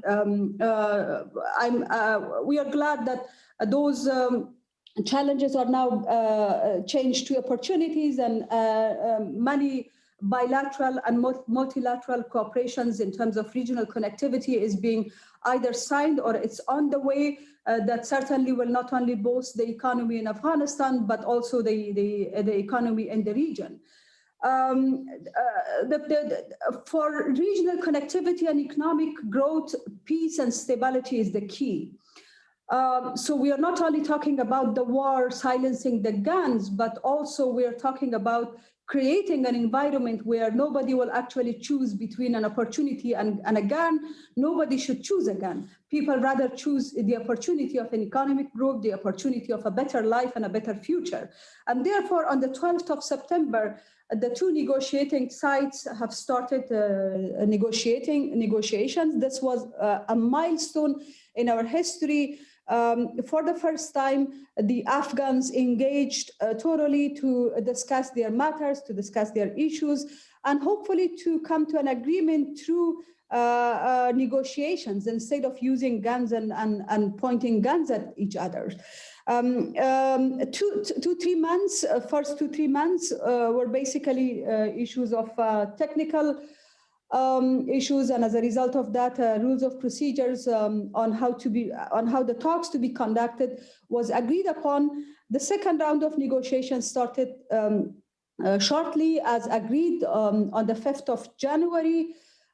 We were hoping that, in the second round, given the high level of violence in Afghanistan and the fact that every day people, not only military, but civilians are losing life. And in fact, according to a report, only in 2020, more than 3,000 Afghan civilians have lost lives. These are not just numbers, these are the talents, these are the capacity, these are the humans with ambitious dreams that do not exist anymore with us. So our hope was that with the start of the Intra-Afghan, the second round of the peace talks, the two parties will try to gain the trust of people. And the trust of people, the first step is to agree to a ceasefire. People need to see the process impact their life. People of Afghanistan want to see the process is relevant and it makes a difference. And therefore, our initial proposal was to agree on a ceasefire that will pave the way for a political settlement or a political negotiation settlement. However, the other side of the negotiation, which are in this case Taliban, have not, unfortunately, shown sincerity after the second round of negotiations have started. We have not have major achievements in terms of addressing the needs of the people. This is in a situation that the peace process have gathered enormous opportunities in the region and momentums.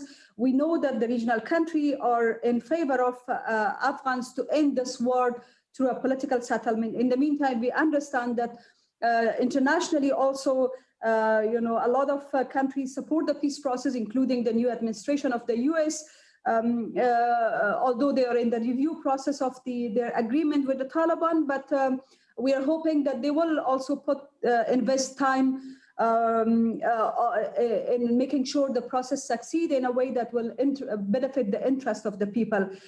In the meantime, let me also clarify that inside Afghanistan, there is an enormous consensus on the fact that there is no way out but pursuing the peace process. We have experienced the war. There is no result in this, in killing each other.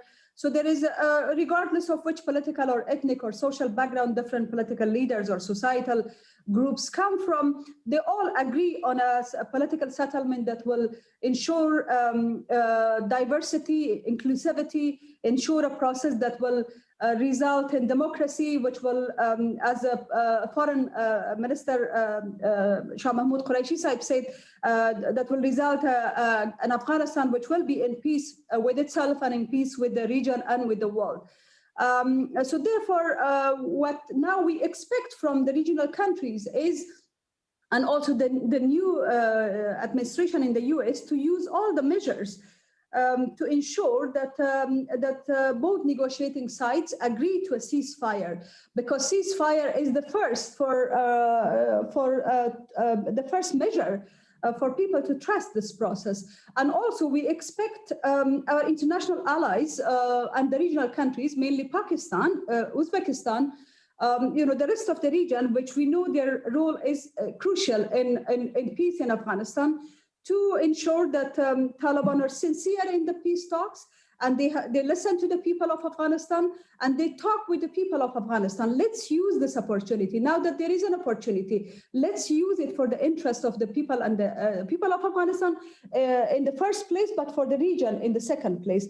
We hope that with the pursuant of the peace process, Afghanistan will witness a situation which not anymore we report on the number of people killed, but on the number of people get jobs and opportunities, and on the number of bilateral agreements that we signed with their neighbors and the regional countries. We look forward for an opportunity that is now being created to further promote the regional connectivity for the interest of Afghanistan and the region.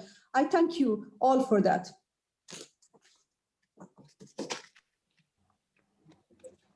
Thank you, Ms. Kufi.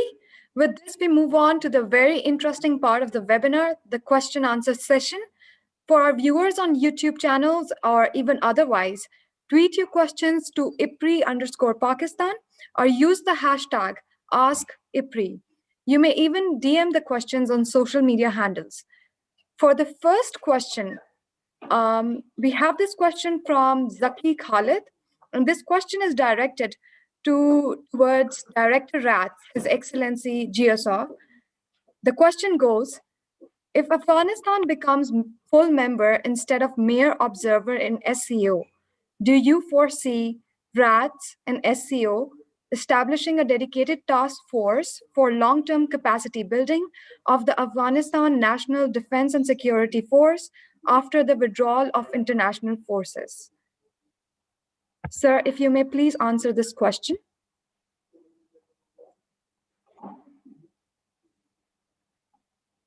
This question is directed towards Director Rats. His Excellency, Sir.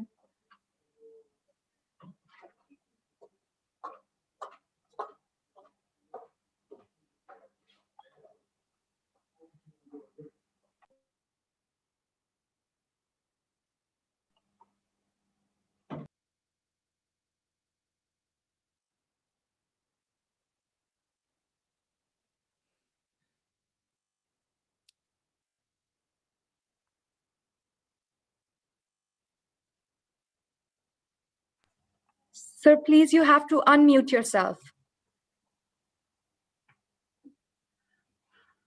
Ready to answer. Yes, we can hear you fine now. Again, thank you for asking this question.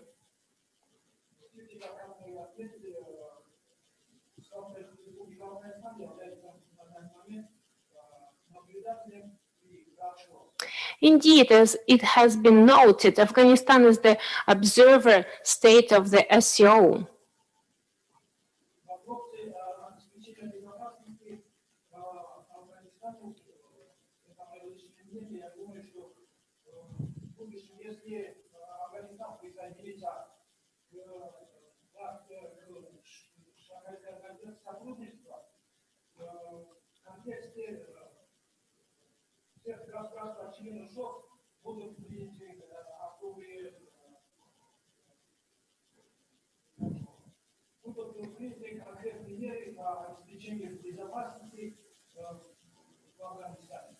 Let me express my personal opinion. If Afghanistan decides to join the SCO, then all the member states of the SCO will contribute their best intention, their best efforts to stabilizing and improving the security situation in Afghanistan.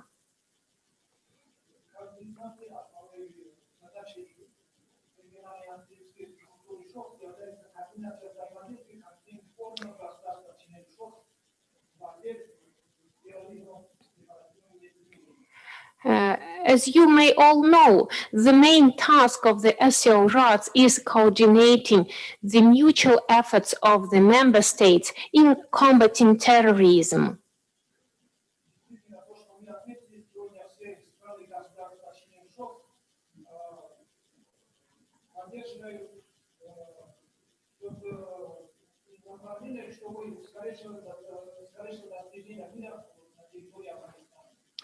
All the speakers of our webinar have expressed their assurance that all the countries in the region wish stability and peace for Afghanistan.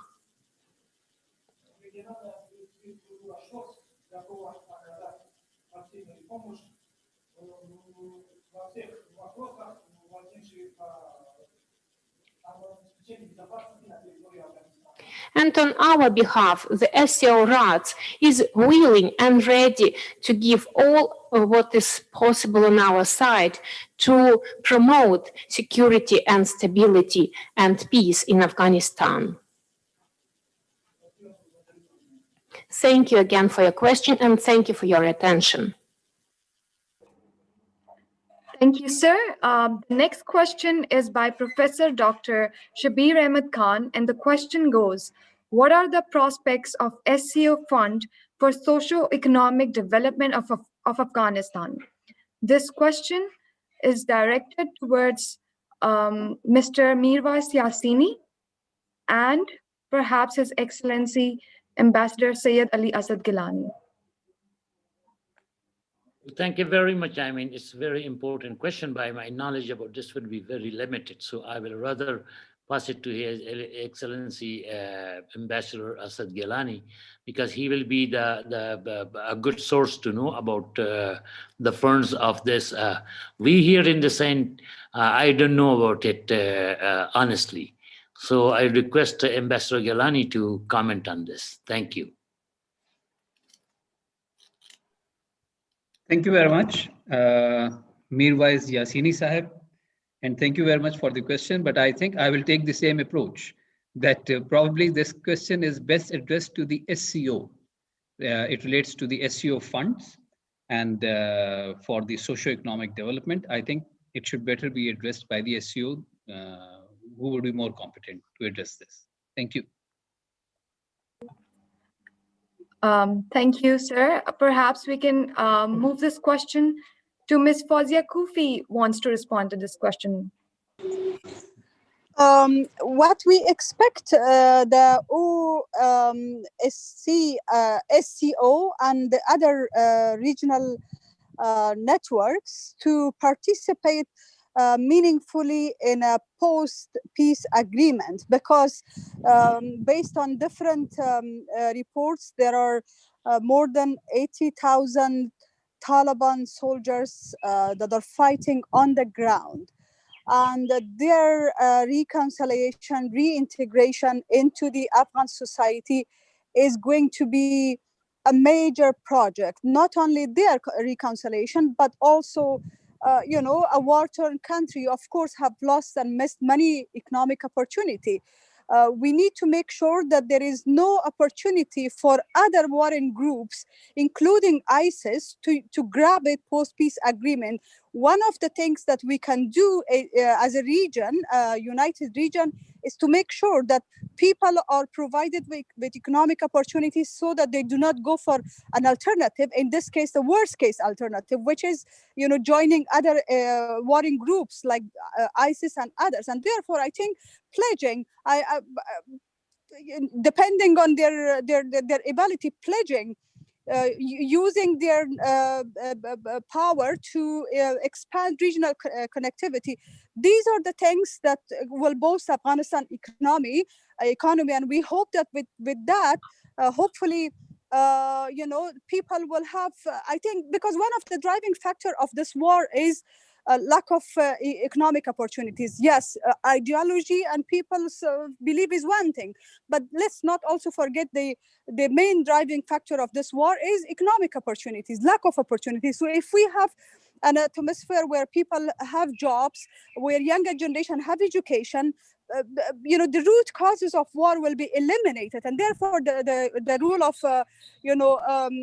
cooperation of the Shanghai cooperation is very important.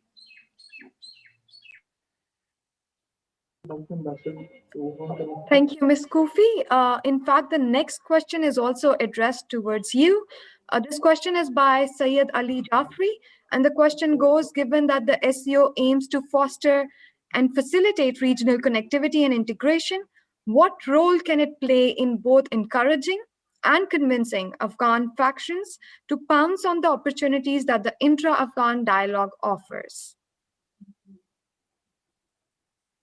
I guess to some extent I have, touched upon the second question as well. But first of all, I mean, what is important is let's ensure that the process that have started, the peace talks, this will end in a result-oriented approach, which will result a political, settlement, which not only the Taliban, but the Afghan government, the political community of Afghanistan, and all Afghan sides will be included. I believe if, as a result of this process, a small group of our society or community is excluded, this is not going to be successful. So therefore, it is important that we use all our, when I say we, what I mean by we is our regional friends, Pakistan and the Central Asian countries and China, Iran. I mean, all the regional countries use our, good leverage to ensure that both negotiations side, in this case, Taliban, stay committed to their to the agreement that they have committed themselves on the 29th of February to the Americans, that they will agree on a political settlement that will bring peace to Afghanistan. And therefore, post-peace agreement, I think we will have enormous opportunities for investment, for partnership, both by Shanghai cooperation, but also by different regional countries, because Afghanistan is a huge potential economic country, and regional connectivity is one part of it. We have huge billions of underground wealth, which could be used in a normal and peaceful situation. So there are enormous opportunities. The only thing is, let's make sure that the peace process succeeds in a way that will benefit the interests of people of Afghanistan. Thank you, Ms. Kufi. The next question is by our researcher here at IPRI, Ms. Amna. And the question goes, regional connectivity as espoused by BRE and CPAC aims to connect the Central South Asia. The regional connectivity projects such as CASA, TAPI are essential for economic uplift of the region and will immensely contribute towards economic empowerment of Afghanistan.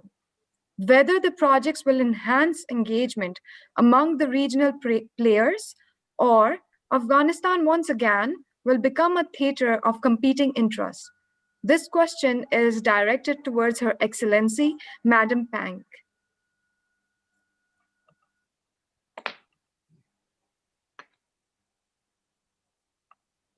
Sorry, Madam Pan, she's not here due to some other meetings.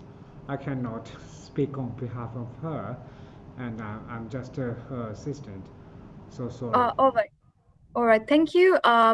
We can direct this question towards some other panelists. Perhaps if any of the panelists would want to take on this question.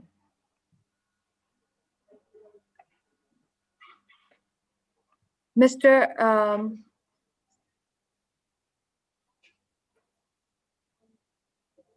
Could you repeat the question? The question is, regional connectivity as espoused by BRE and CPAC aims to connect the Central South Asia. The regional connectivity projects such as CASA and TAPI are essential for economic uplift of the region and will immensely contribute towards economic empowerment of Afghanistan.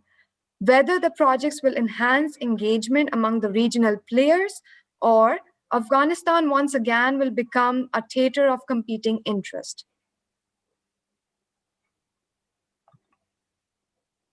Mr. Mirwais Yasini, if you would like to take on this question.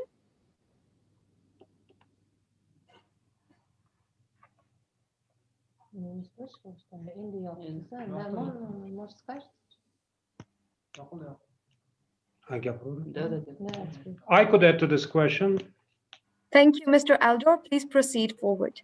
As I mentioned during my speech, previously Afghanistan actually was a buffer zone between big powers. And now, because of the new projects we are talking about, Afghanistan could really revive its historical, natural role as a connecting bridge between South and Central Asia.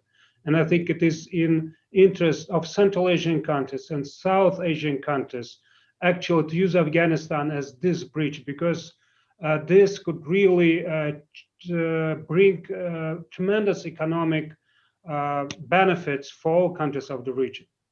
And I just would like to clarify a little bit on the previous question on the role of the SCO in Afghanistan. I just would like to remind you that during the summit in Bishkek, roadmap on Afghanistan was adopted, and Actually, during the last summit, President of Uzbekistan suggested to develop a special economic program to add to this roadmap, special economic program for Afghanistan. We strongly believe that all countries of SCO actually could really make great contribution to the socio-economic development of Afghanistan, and SCO could play a more active role in this.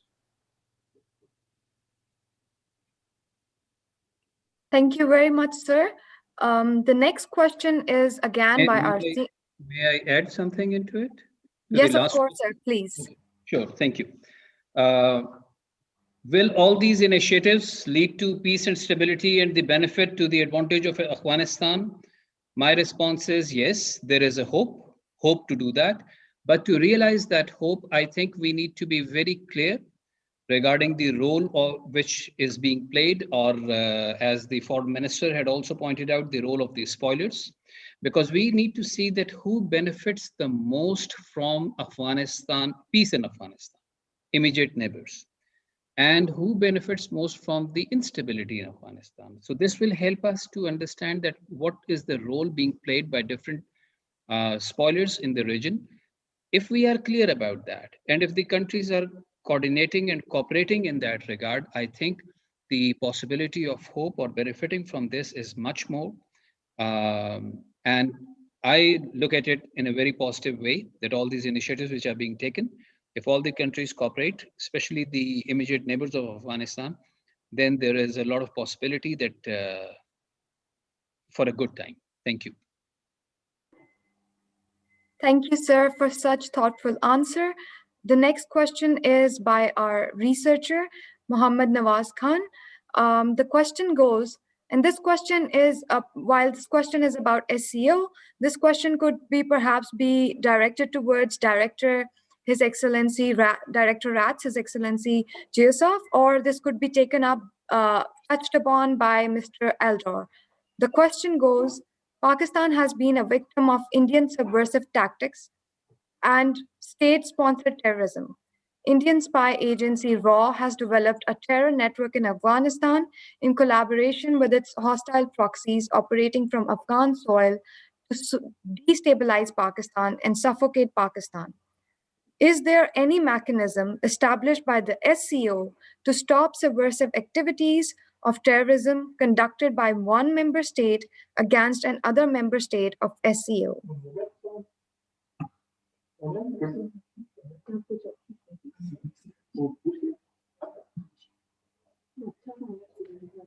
Director Rats, His Excellency, would you like to take on this question?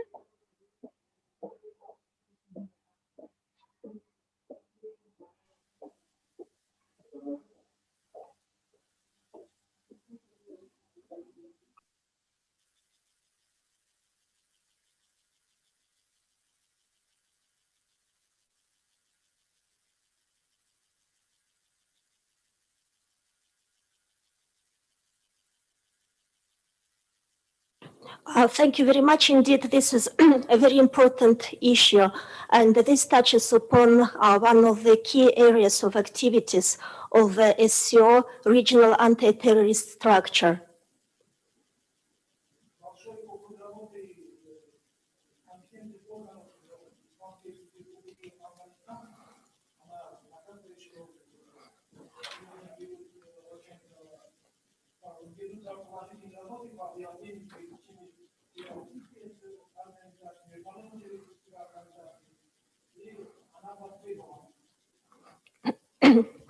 The competent bodies of the Islamic Republic of Afghanistan already have a vast experience in identifying and suppressing activities of foreign terrorist organizations, and their successes in this area are indeed commendable.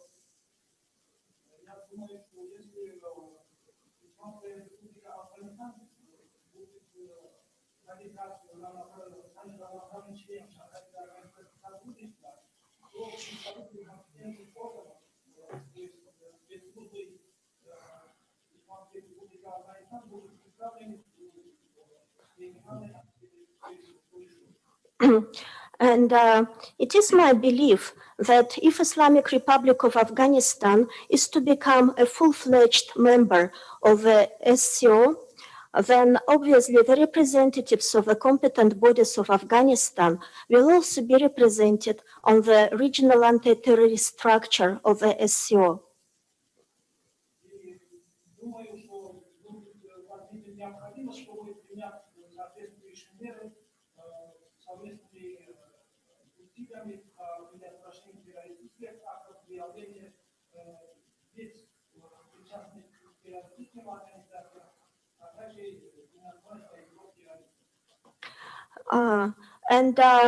I believe that there will be a need and also there will be an opportunity to work together and to take joint measures aimed at preventing and suppressing subversive terrorist activities, identifying and neutralizing persons involved in terrorist activities or supporting them, as well as FTOs.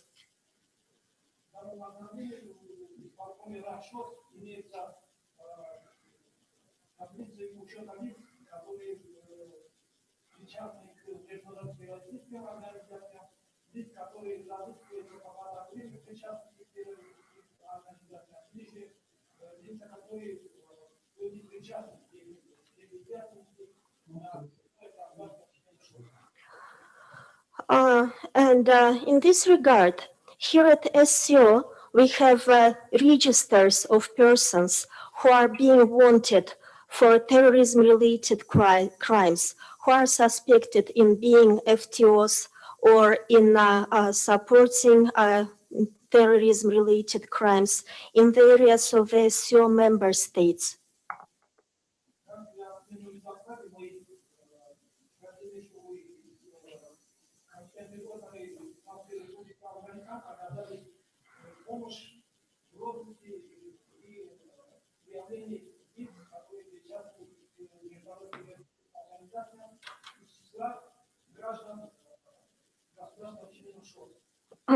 And as I indicated in my presentation, we have requested the competent bodies of the Islamic Republic of Afghanistan to render assistance to us with regards to identification and tracing of persons who are FTOs or who have been involved in terrorism-related crimes and who are also citizens of SCO member states.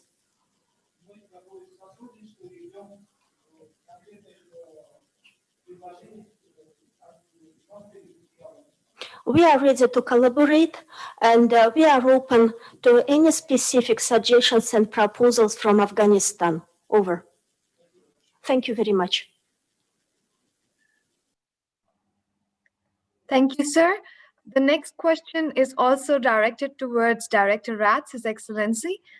The question is, what has been Russia and China's role in Pakistan becoming a permanent member of the SCO?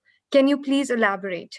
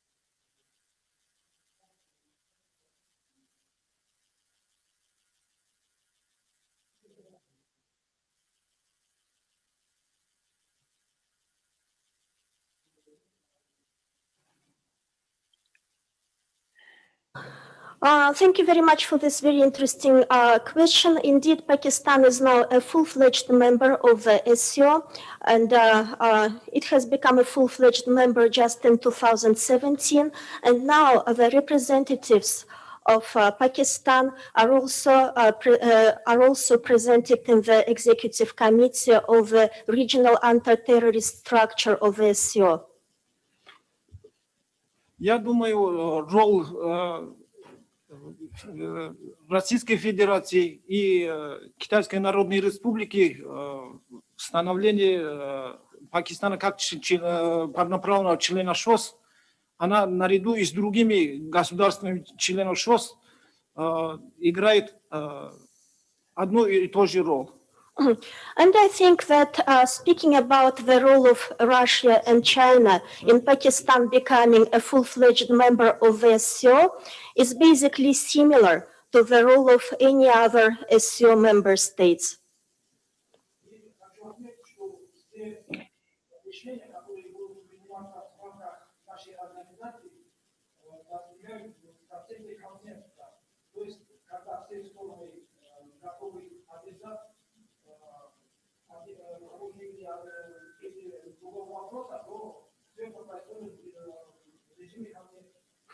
And I would like to stress that all of the decisions within the SCO are consensus-based, so which means that all of the countries should support a certain proposal in order for this proposal to be accepted.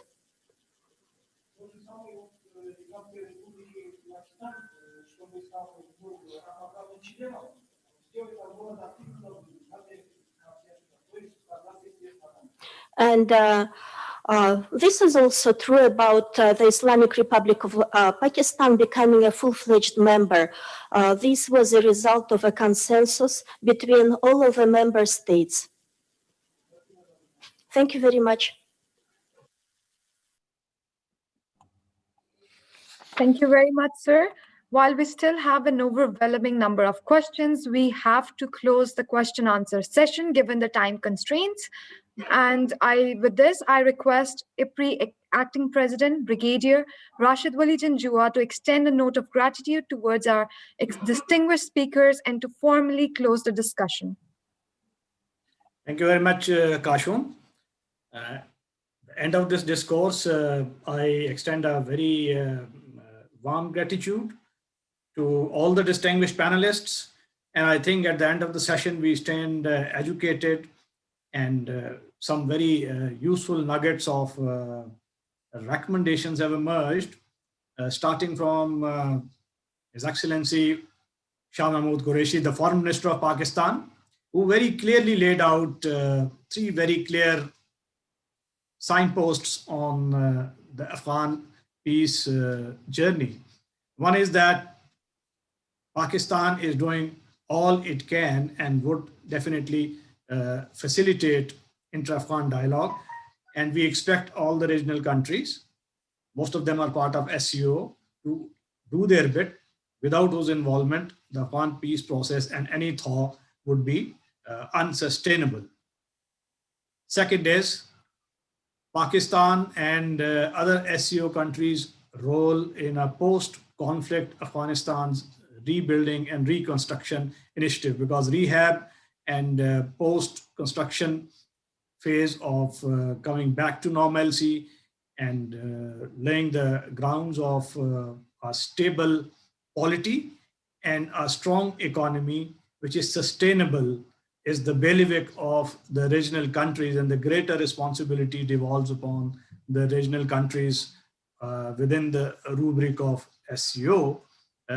And I'm sure it was very encouraging to listen to the Secretary General of the Secretariat of SCO, who evinced a positive desire for extending all the necessary help for a post-conflict stabilization of Afghanistan, and also contributing our very best into the intra-Afghan dialogue to bring about a settlement to this process.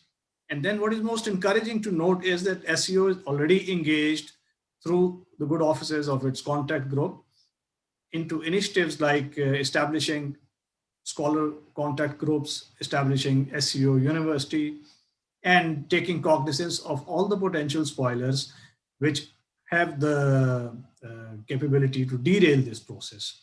And I was glad that Secretary General in his discourse alluded to those spoilers, and which included terrorist outfits, non-state actors, as well as some state actors whose strategic compulsions outweigh the economic bonanza that this economic and political and security grouping promises. And nothing epitomizes the spirit of this discourse more than the remark of Director ISRS, who said that trade is more profitable than war. I think, in a very simple word, it encapsulates the entire philosophy that we all espouse. And I think it's a concept worth extolling at all for us, because trade, connectivity, economics, it leads to human security. And human security is that element of the national and international security which trumps all other notions of security, because now we are faced with common threats. And as SCO regional bloc, there are threats other than terrorism also. For example, the poverty, for example, the climate threat, and the threat of regional compartmentalization into trade blocs as a consequence of renewed global rivalry between the economic and political powers. So I think if the human security is put center stage, and if we are cognizant of our responsibility as SCO bloc, there is a great hope, and Afghanistan can be a veritable peace bridge between South Asia and Central Asia, which would result in economic dividends, which is in fact the goal of our political and economic interaction and efforts at all forums, including SCO. So SCO is a vehicle that we are all looking at with great alacrity. And today's discourse, it yielded some very important recommendations, which I'm sure would find resonance in all the policy-making hubs at national as well as SCO level. So I once again thank all the distinguished panelists for a very enlightening discourse, and we look forward to further such interactions also. Thank you very much, Excellencies. Thank you very much, sir. This truly was a very informative and loaded session. A special thanks to our speakers who have joined us from different time zones and graced us with their presence. I also thank our participants for their active participation and patience. A note for our viewers to please make sure to follow IPRI on its social media platforms to keep tabs on events, publications, and research work. This is me signing out. Allah Hafiz.